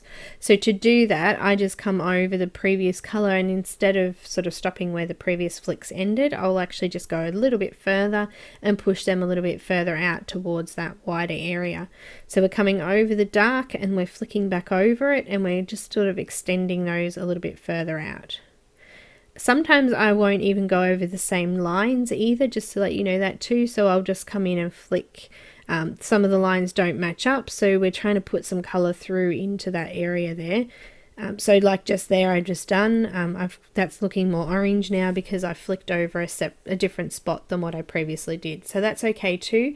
It's just creating more texture, and it's looking like there's more layers there as well.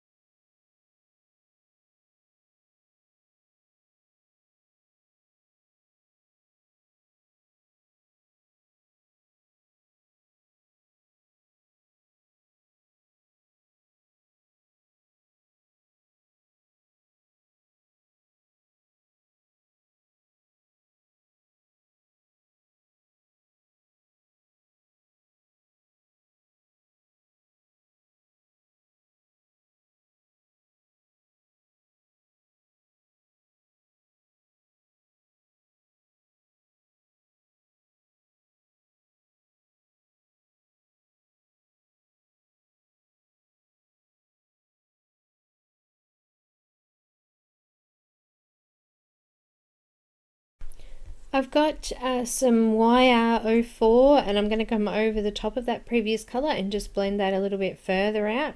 So we've still got a tiny little section of white left, which I'm going to bring in some yellow to really brighten that hair up. So I'll do that in a moment, but just going over the previous colours as I've done exactly the same on the previous colours, and then the lighter colour I try to sort of leave off the shadow areas a little bit so that I don't have to go back in and do a second layer. If you do come out and desaturate those colours too much, you can always come back in with that darker colour just to deepen up those shadow areas if you need to. So for this one I didn't want to have to do a second coat. It is a fairly small image. It's only on an A5, so it's not very large, and the more layers that I do on that, I don't know, sometimes the messier it can get with a small image like this, so I'm just going to do the one layer. So I'm coming in, I've got some Y colour in a moment, and I'm just going to go over the top of those highlight sections. So I'm using Y02. I'll also try to list these colours in a colour chart as well.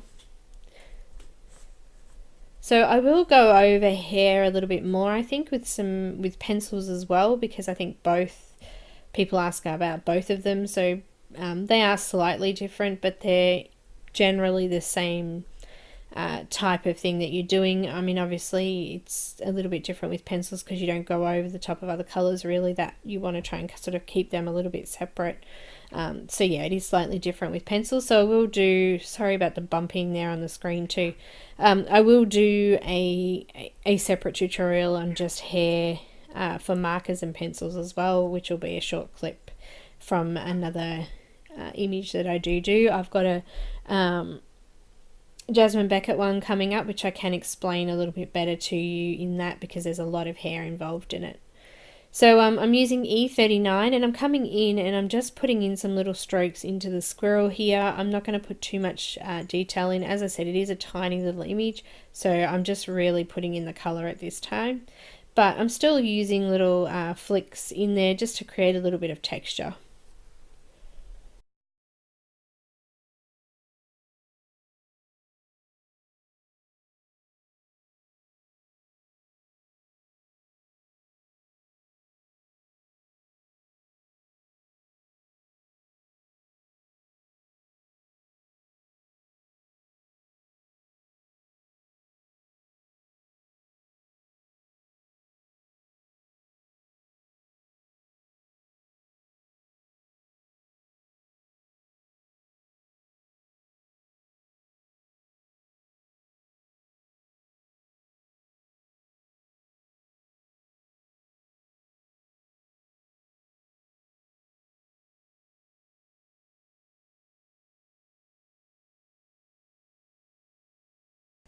I'm just going to blend that out now with E17. So I'm doing exactly the same thing as I did with the hair. I'm just bringing the same strokes in a little bit further to create, you know, still highlight sections in between, but we're trying to sort of cover over the areas now. So I'm just coming in and filling that out over the top.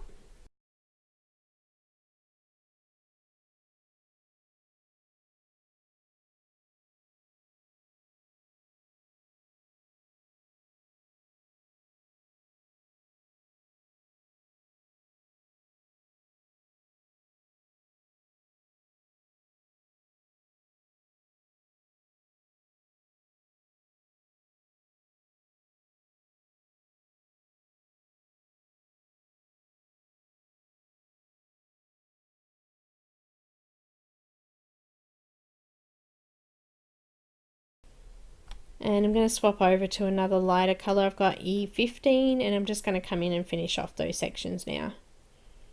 I've left a little area of the nose, which I'm going to do a pinky brown. I'm going to use some E93 on that area just to pop that in.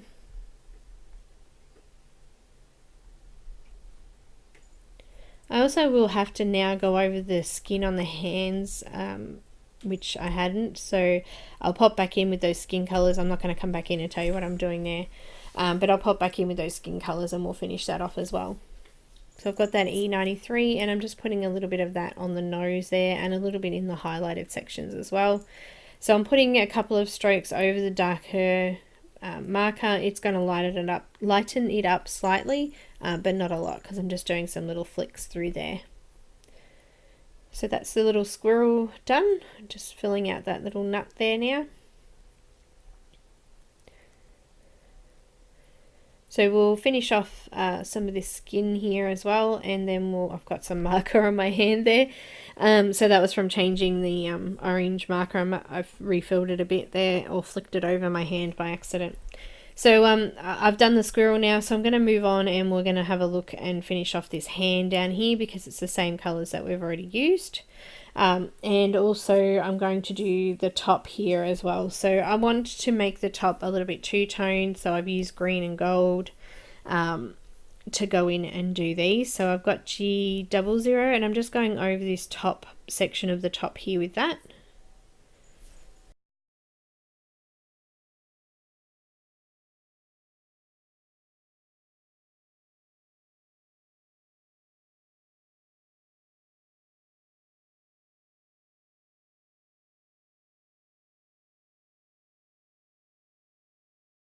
Just filling a little bit of skin in the middle there that hadn't been filled out. I've got G14. I'm going to come in and put in some shadow areas in here. I'm going to line the creases as well with this, just to create a little bit of depth, and you can see that the clothes will be bunching up then.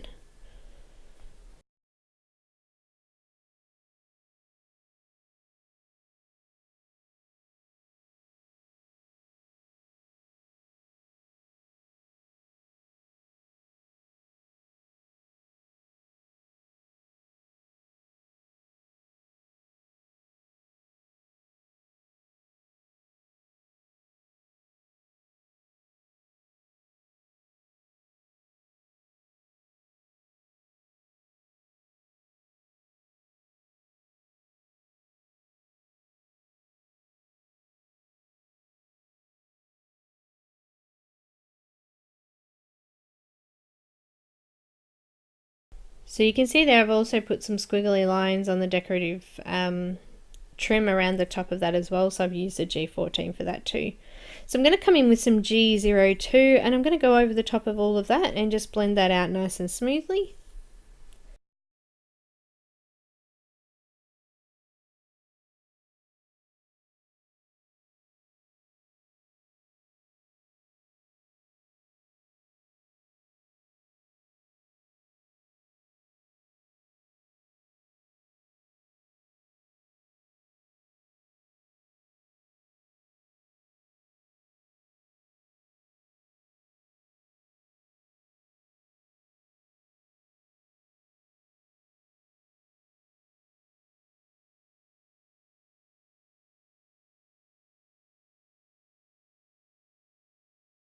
I'm just coming back in with that G00 and just blending the rest of that out there now.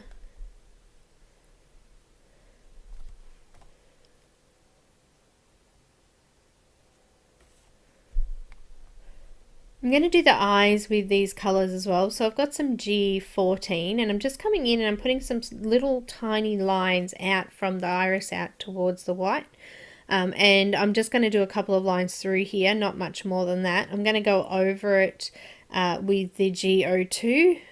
Actually, we'll do the G00 actually. It's running out, so... Oh, swap the pens around there. Okay, so I've got G00, and I'm just going to blend that out now. Actually, it's G000. There you go. I had it all wrong all along. So we've just gone over those areas there. I'm going to put some highlights and things through there, so you'll be able to see those once I've finished. I'm putting some C3 in now, just to put some shadows where the lid overlaps the whites of the eyes, and also on the bottom as well. Because it is a tiny area, you don't have to put as much detail in.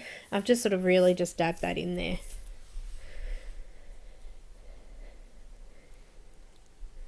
I've got the colourless blender just to blend that out a little bit.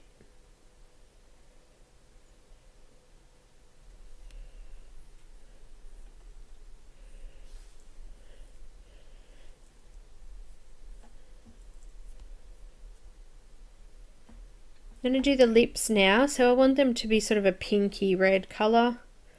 So I've come in with some R27 and I'm just marking in the shadow areas. So I've kind of put a little bit like an M shape on the bottom lip, and it's very, very similar on the top lip as well. So I just put from the top there, I would just put like a bit of an M shape on the Cupid's bow part, and also I put it on the corners as well.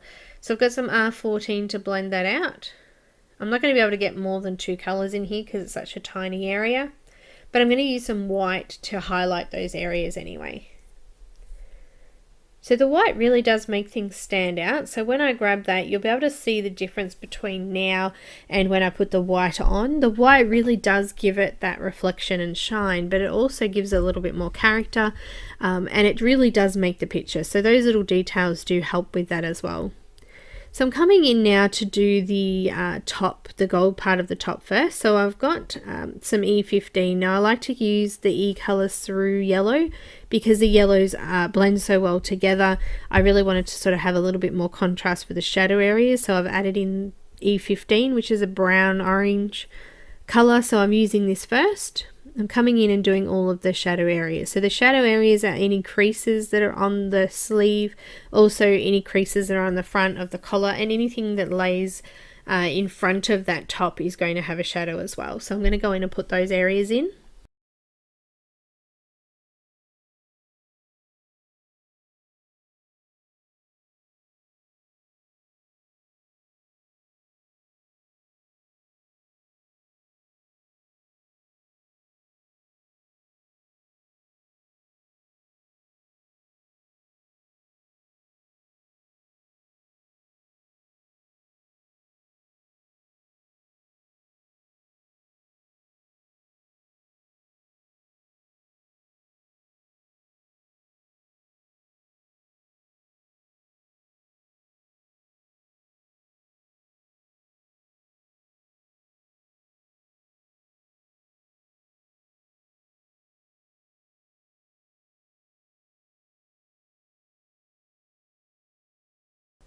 So for the tail area, I've just left a little bit of a gap underneath because the tail sort of lifted a little bit further off.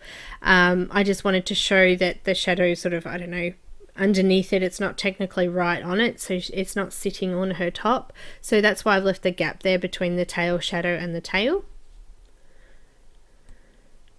I'm going to do the skin color on the hand. I keep saying I'm going to do the hand. I'm finally going to do the skin color on the hand. So I'm going to use the same colors we used on the skin for this one, which was the E04, E11, E21, E00, and E000. So I'm going to go in and finish this off now. I'm also marking out little finger areas as well there with that E04.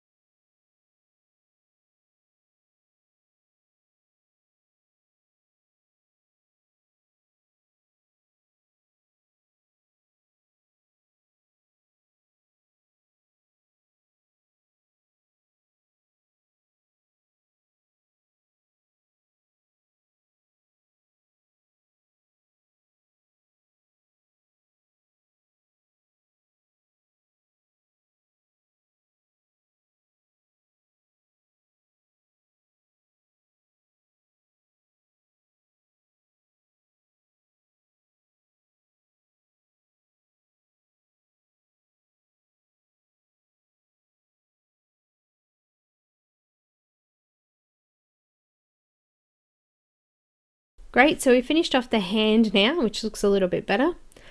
I've also sort of, I guess, made the shadow underneath the bottom of the hand there a little bit darker because the light is coming from the top there. So I've got some Y38 and I'm just going to go in and I'm going to just smudge out this E15 color. So what I mean by smudge out is, I guess I'm just layering over the top of it until it's nice and smooth. It's still going to show a color difference, but it's going to blend nicely with this yellow, so you don't get too much of a defined line there. Some of the areas I'll leave as not quite as blended, but I'll just pop through and put this color in. So I'm putting it on the trim as well.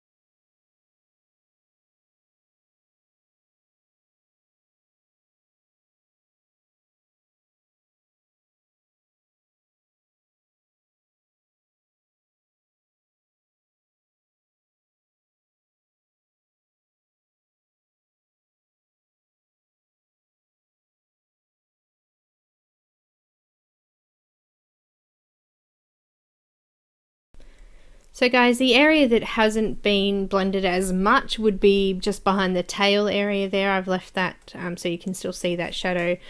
Just blended it in a little bit more. I've also sort of added a little bit of that color into those jewels around her neck as well. So I'm going to use some Y17 and I'm just going to cover over the rest of the area. Actually, I think I do come in with a lighter color here as well, so I'm way ahead of myself here again.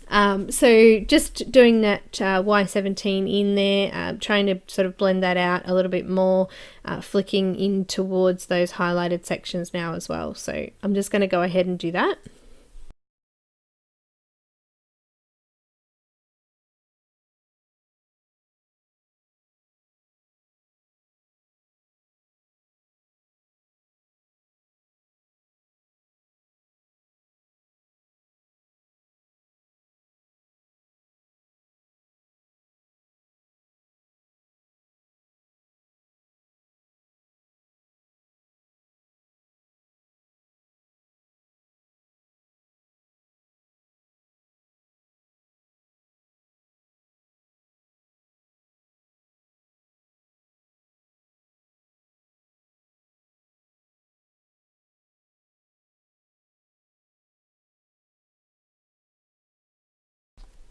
So I was way ahead of myself. I'm going to come in with some Y13 and I'm going to go over the remainder of that area. I'm also going to colour in that other part of the sleeve there with the Y13 as well, just to sort of make it stand out against the rest of the colour there. So you can see now I've gone over those highlighted areas and I've just sort of blended that out a little bit, that it all blends in nice and smooth together.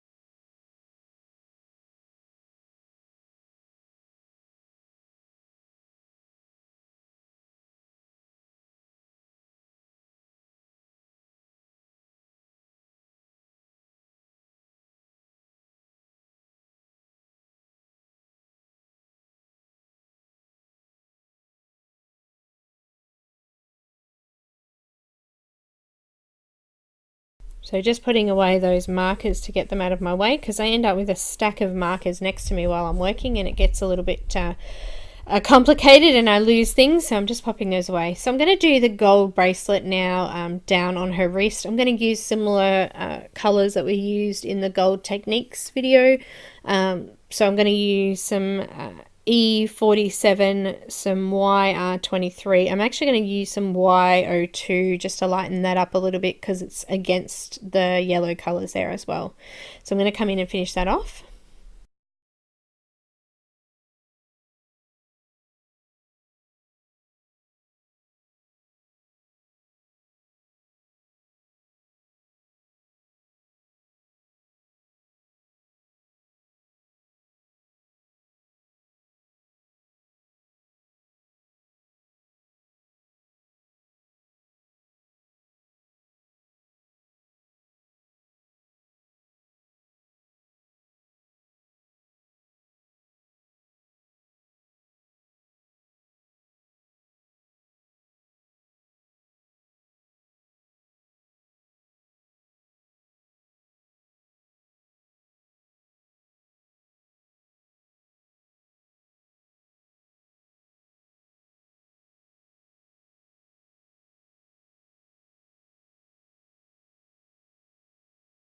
Okay, so now I've done that, I'm going to put some white highlights on. I'm going to use my gel pen for this. I'm just going to put some little dots on these necklace things here. I've just added some colour in as I've been going into those, and just putting some shine on the bracelet, and also I'll have a look at the eyes and things like that here as well. So just popping this one in. I quite like using the gel pen. Sometimes for circular things it's a little bit easier than using the paint. It just depends on what sort of effect that you're looking for. I'm just going to put some white on these little dots here on her top.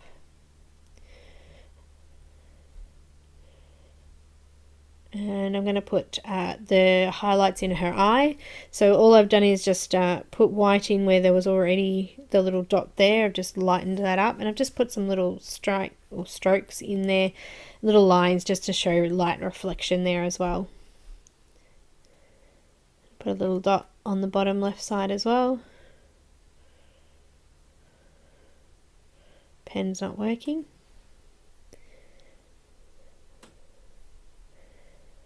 I'm also going to put a little bit of a highlight on her cheek and on her lips.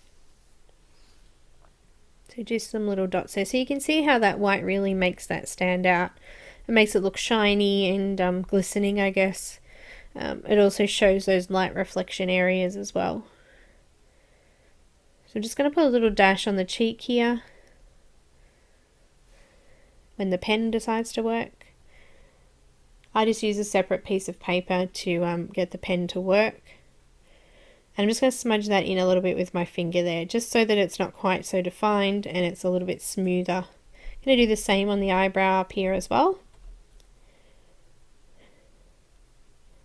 So I'm actually really happy with that. I think that it looks great. There's lots of depth and highlight there, so it looks great. Just going to put a dot in the eye of the I'm going to also put a little bit of white in the fur as well, just a couple of flecks through there on the squirrel as well.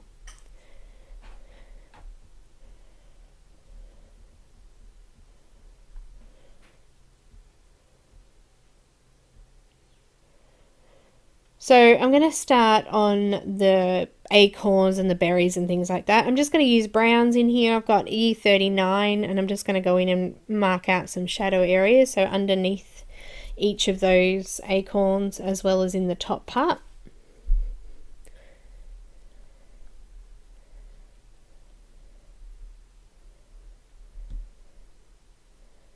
So hopefully with these videos, I'm coming over now with E35. Could have been 33 there, 35, perfect. And then I'm going to blend that out a little bit further with some E33. And last of all, I'm just going to put a light pale colour through. I've got some E51. Have to remember what I've used. So I've got some E51. I'm just going to blend that off, so it just makes that nice and smooth there. Now what I wanted to say with this is that if you don't have all the colors, you can sort of adapt this to your own colors. As long as you've got that highlight, shadow, mid-tone sort of color, you should be able to still get a nice image using the colors that you have. I don't want you to feel like you have to go out and buy the colors that I've used, because of course not everyone can do that, and I just want to, I guess, sort of encourage you to try with the colors that you've got anyway, just so that you can get a practice on the markers. I've seen people just use grays in a whole picture just to get that idea of light, shade and highlight and things like that. So if you don't have all the colors, please don't feel like that you have to have them to be able to do a class or a lesson. Just practice with whatever you've got. So I'm coming in now and doing the acorn at the top there because I missed this one. So I'm just filling out the same colors I used before.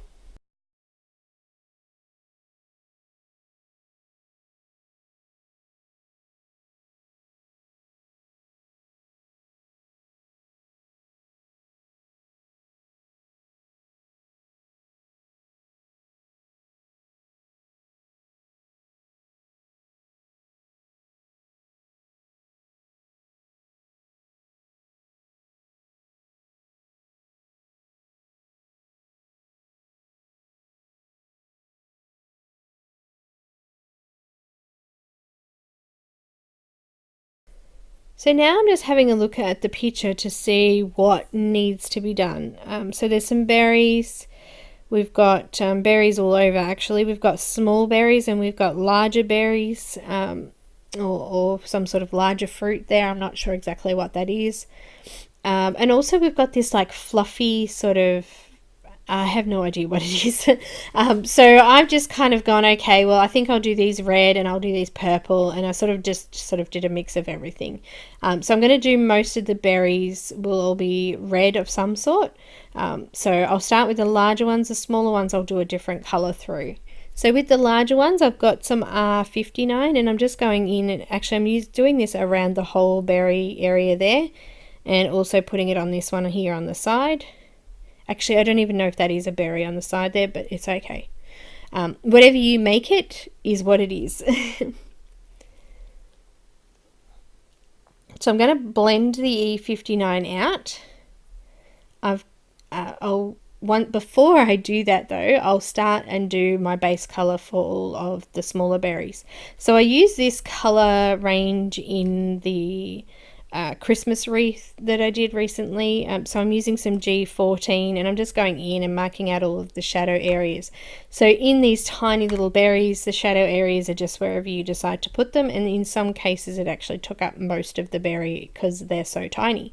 So I'm just going to go over the top of this. Obviously with red I've got R37 to go over the top, and I would normally go over the top again with some R05. So I do that in some cases, but in some cases the berries are so tiny I haven't been able to do that.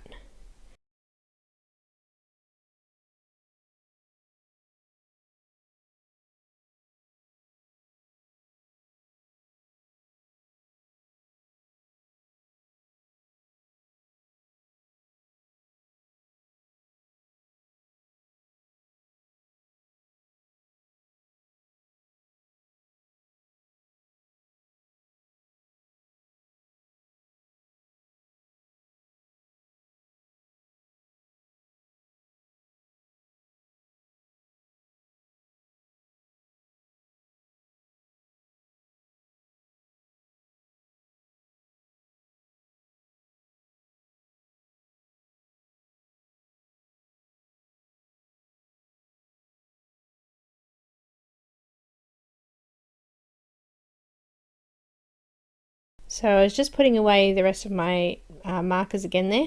I've got some R27, and I'm going over the top of any areas that I did the R59 in.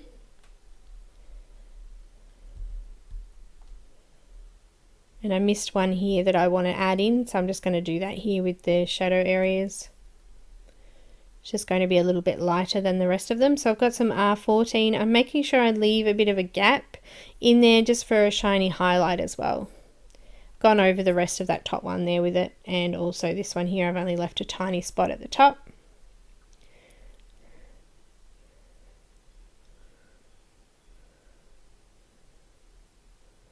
So with the green ones, I'm going over with R37.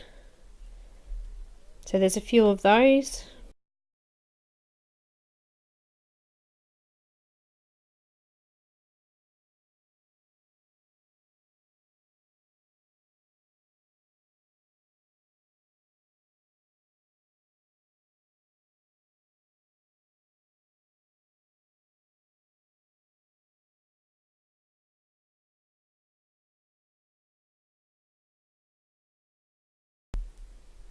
So I'm just going over the top of the green and extending it further. So I did one of these fluffier areas here. I've made that red.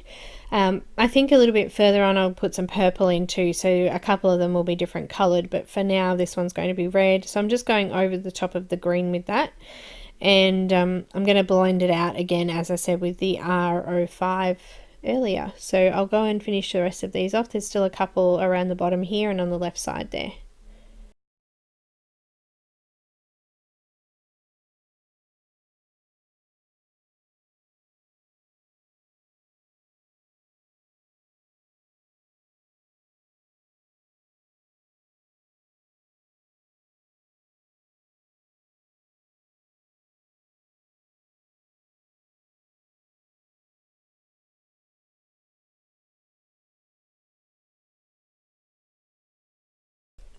So I'm just grabbing that R05 and I'm just going to come in and go over the remainder of these areas.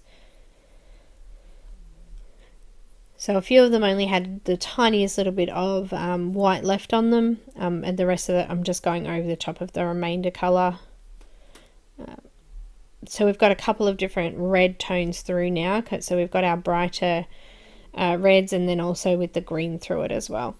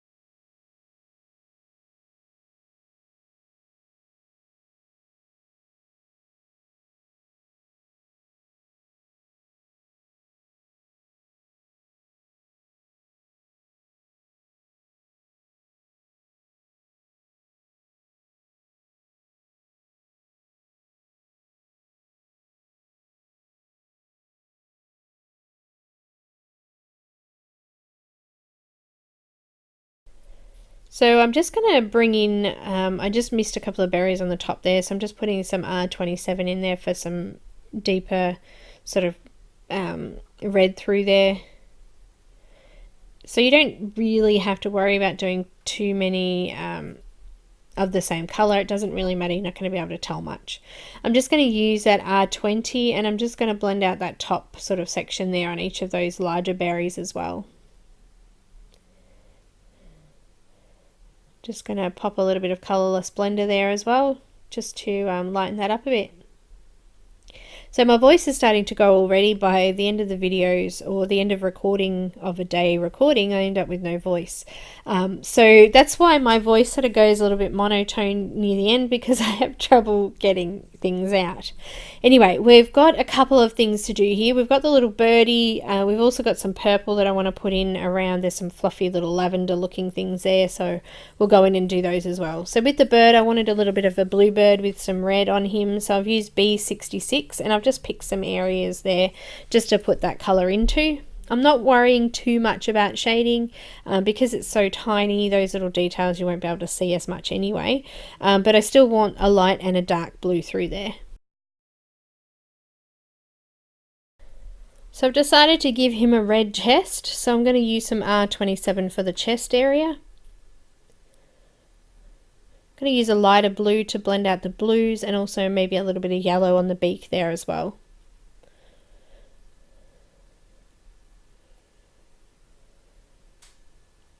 So B00, and I'm just going to go over the entire area, just sort of smudging it out a little bit. As I said, I can't really blend it too much. It is a tiny little area. It just softens up that B66 a little bit and sort of, I guess, melts into it a little bit. So he's quite cute there. I've got some Y02 and I'm just doing the beak. I've just put a little bit of the YR2 over the chest area and some of the blue as well. It will turn a little bit of a green colour, but it kind of puts a little bit of texture through there.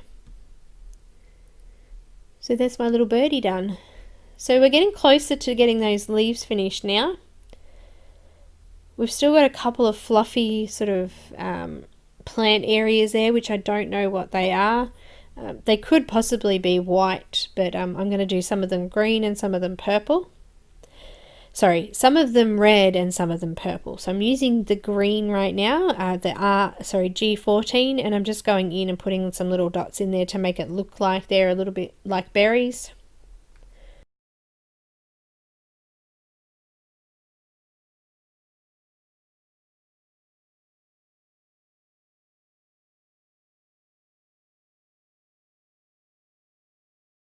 We're going to use the R37 and blend that out.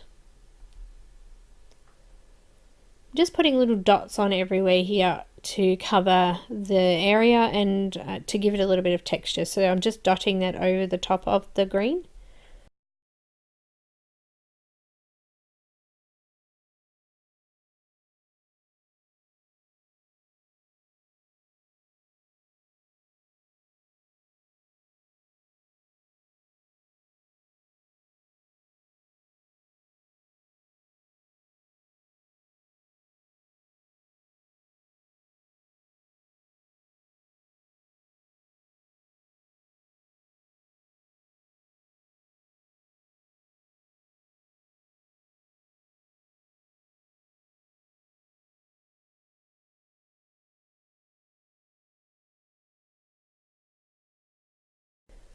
So finally I'm going to come over the rest of that with R05, doing the same thing. I'm just using sort of like a dotting motion.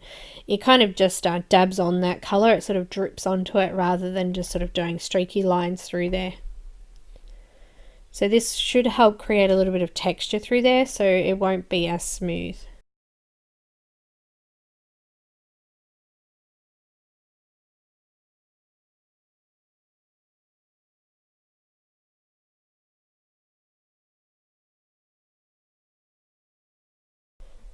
So I've done those ones. I want to put a little bit of purple through, so I've got some BV08 and I'm just going to do the same dotting motion and I'm going to do the rest of these fluffy areas that were left. There's a couple of sort of flower shaped ones down the bottom there. I'll do them in this as well. And I've missed the little red flower there on the right hand side, so I'll come back in and fill that out. So just down the bottom here I noticed there was these fluffy kind of things as well, so I've just dotted this colour in as well. There's another area up there on the left, I think I'll do that too. So yeah, just popping this colour in randomly around in those areas, trying to find where I needed to fill in still to go. So I've just popped that in there.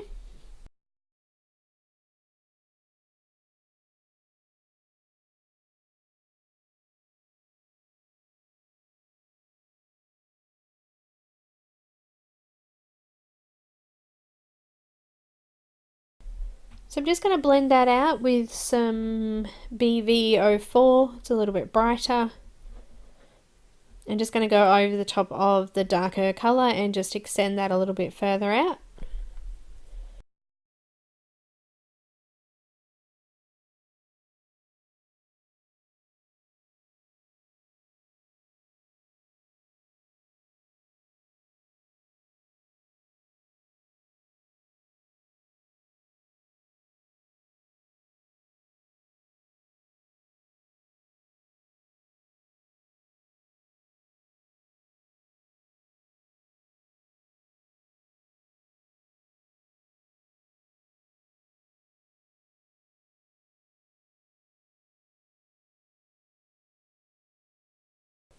And then I've just got some BV20 and I'm just coming in and extending that all the way to the edges. So going over the entire area, and I'm just sort of dabbing this one on as well. So we're very, very close now to finishing the leaves off.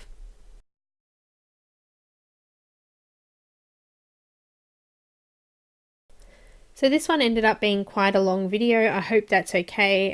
As I said, you could stop it after the skin section if you'd like. But there are some really good techniques here that I have used, so it is good to go through and watch it in its entirety. So I think that's all of the purple sections. There are a few that I have missed here, a few areas that I have missed. So I'm just going to go in and fill some of that out. So this one here, I'm using the G14. I'm going to make that a fluffy red part at the top there. Also too, I missed one of the red berries on the side. So I'm blending this out with that R37. I haven't realized that I've missed that berry yet, and R14 again. So that happens. I can actually see it once I start to record it. I go, oh, I missed that bit, but later on I come back in and do it. So all good. I think we're nearly ready to get to those leaves.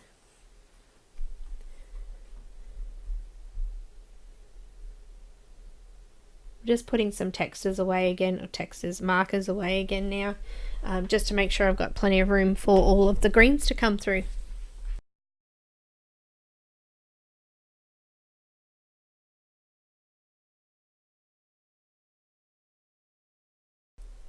So I've picked out my greens that I'm going to use. I'm using YG colours today on all of the leaves. I'm just going to mix between a couple of different ones. So I've got at the moment that YG 99, and I'm coming in on most of these leaves and just sticking a little bit of this on in the middle areas. Because there is a lot and it is a small area, I haven't worried really about doing little small lines or anything like that. I'm just really coming in and going over the top of those middle sections, and in some occasions just sort of dabbing it out towards the edges of the flowers or leaves as well. So don't stress too much about this bit, because as I said, it is tiny little detail. What we really want to put through here is just a little bit of color difference to show some highlight and depth as well. So I'm just coming in and I'm just going to fill all that out. This is probably where I'll notice the other parts or sections that I've missed as well. So I will fill these in as I go as well. So using YG 99.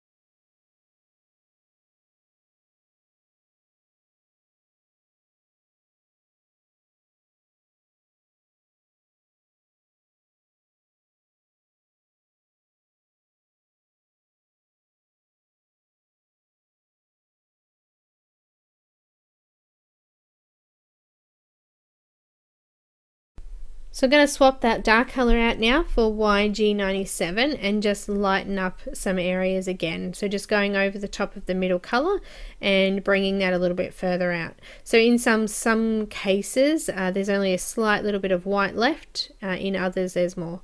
So I've just taken the cap off because that one's really runny, so I didn't want it to blob onto the picture, especially that it's almost finished. That would be extremely frustrating. So just coming in now and filling out those sections, just being really rough. As I said before, I'm not worrying too much about detail and lines and things. Also too, with an image like this, the black underneath does come through, so you can still see the pattern of the leaves underneath the color that we're putting on, even though it is quite dark.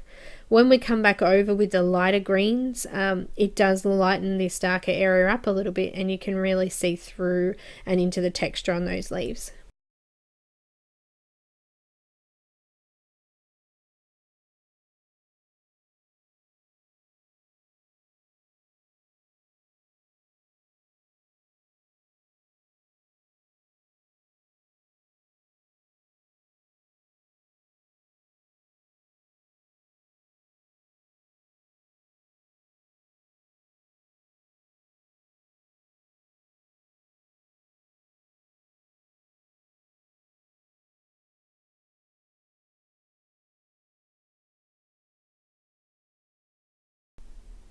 So I'm going to bring in some YG23. We're very close to finishing this off now. After the YG23, I'm going to blend it out with a brighter yellow green.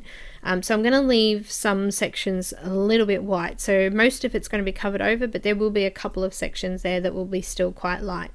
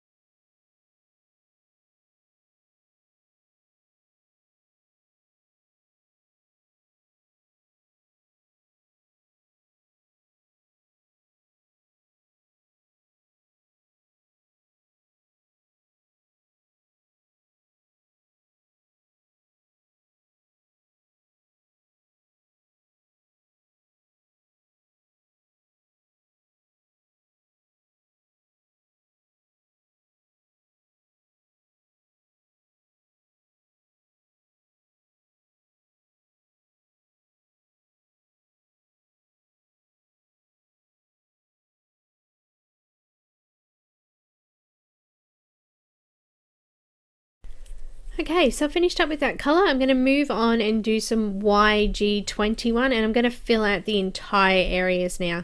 So I just wanted to put a little bit of color into that top leaf there because it had been missed, so I've popped that through. So I've got that YG21, and I'm just coming in and finishing off going over all of that with this color. Also to that berry I missed on the right hand side, I've just left it green and just gone over with these colors that I've used now. So now this is the last section before we move on to the background as well.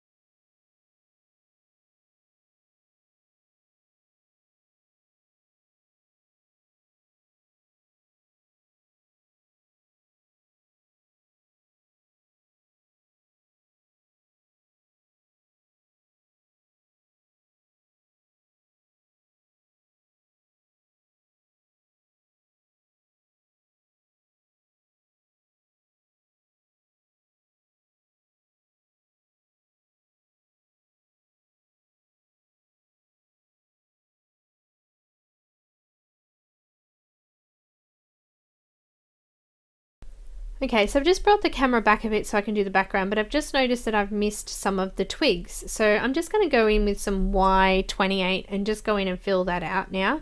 Y28 is like a goldy sort of colour, so I've popped that in, but I've decided I'll go a little bit darker, so I'll add a little bit more colour into there. So I've got YG95 and I'm coming back in over the top of that just to darken it up a little bit. Also too, I missed a leaf there, so I'm just filling that out as well. Got my YG21 and I'm just going over the top of that. So there were a few little things there that I've missed, but I've just filled them in later on. There's a couple more leaves there, so I'm just going in and marking them out with the Y28. There wasn't a lot, but there was a couple of pieces there that I wanted to fill in. Because we're going to come in with the purples and blend out the background, I wanted to make sure I had these parts done as well.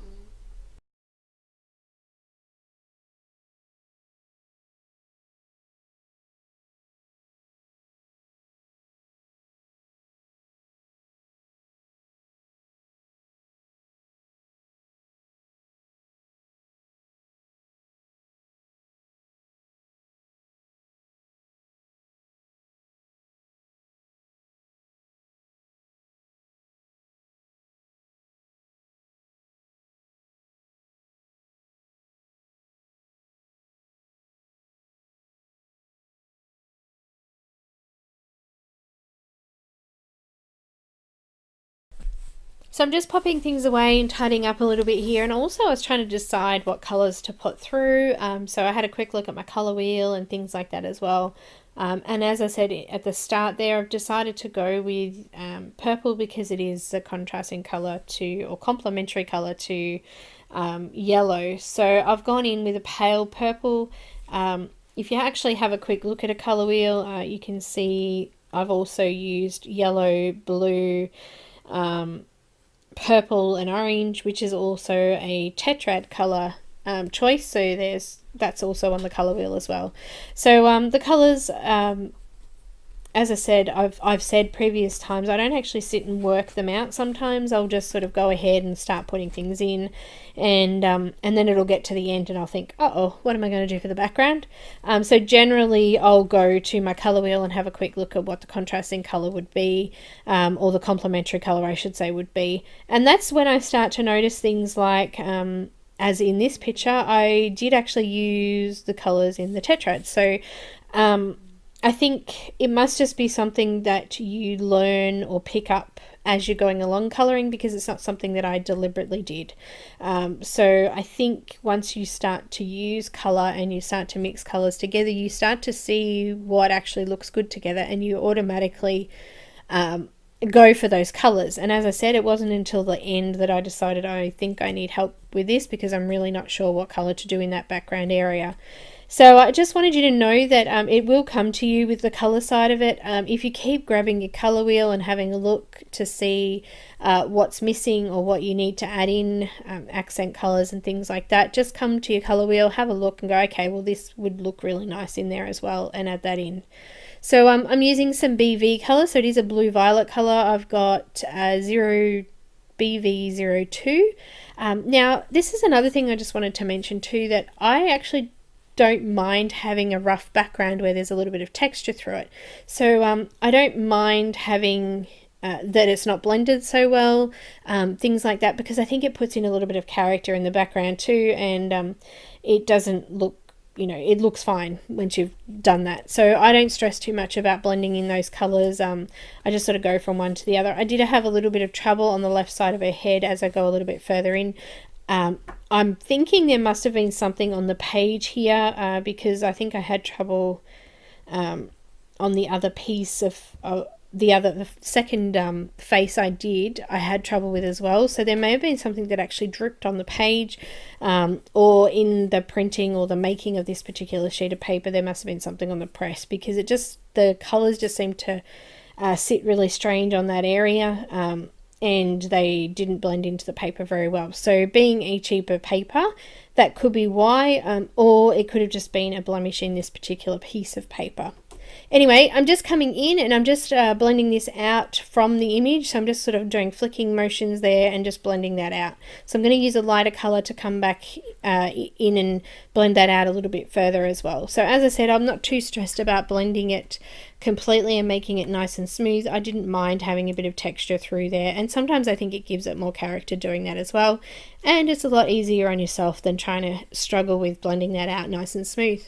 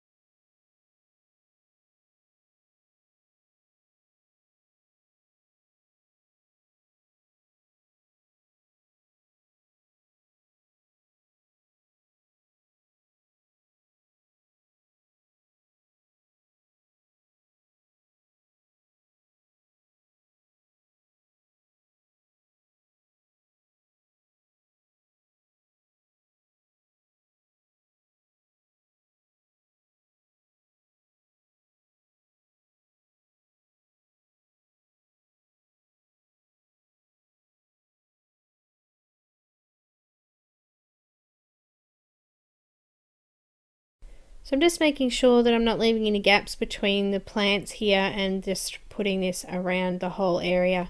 I also came in and underneath some areas as well just to make sure that we got that through. I'm going to use some BV00 to blend this out a little bit further, so to smooth off those edges a little bit and just bring that color a little bit further out.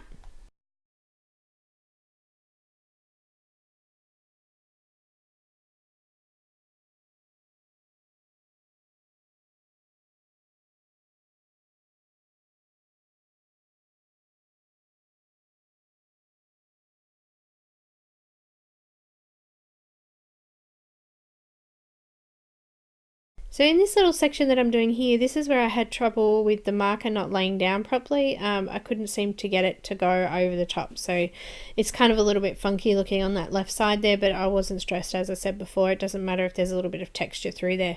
Also too, my marker's actually really running out, so I'm going to need to refill it as well.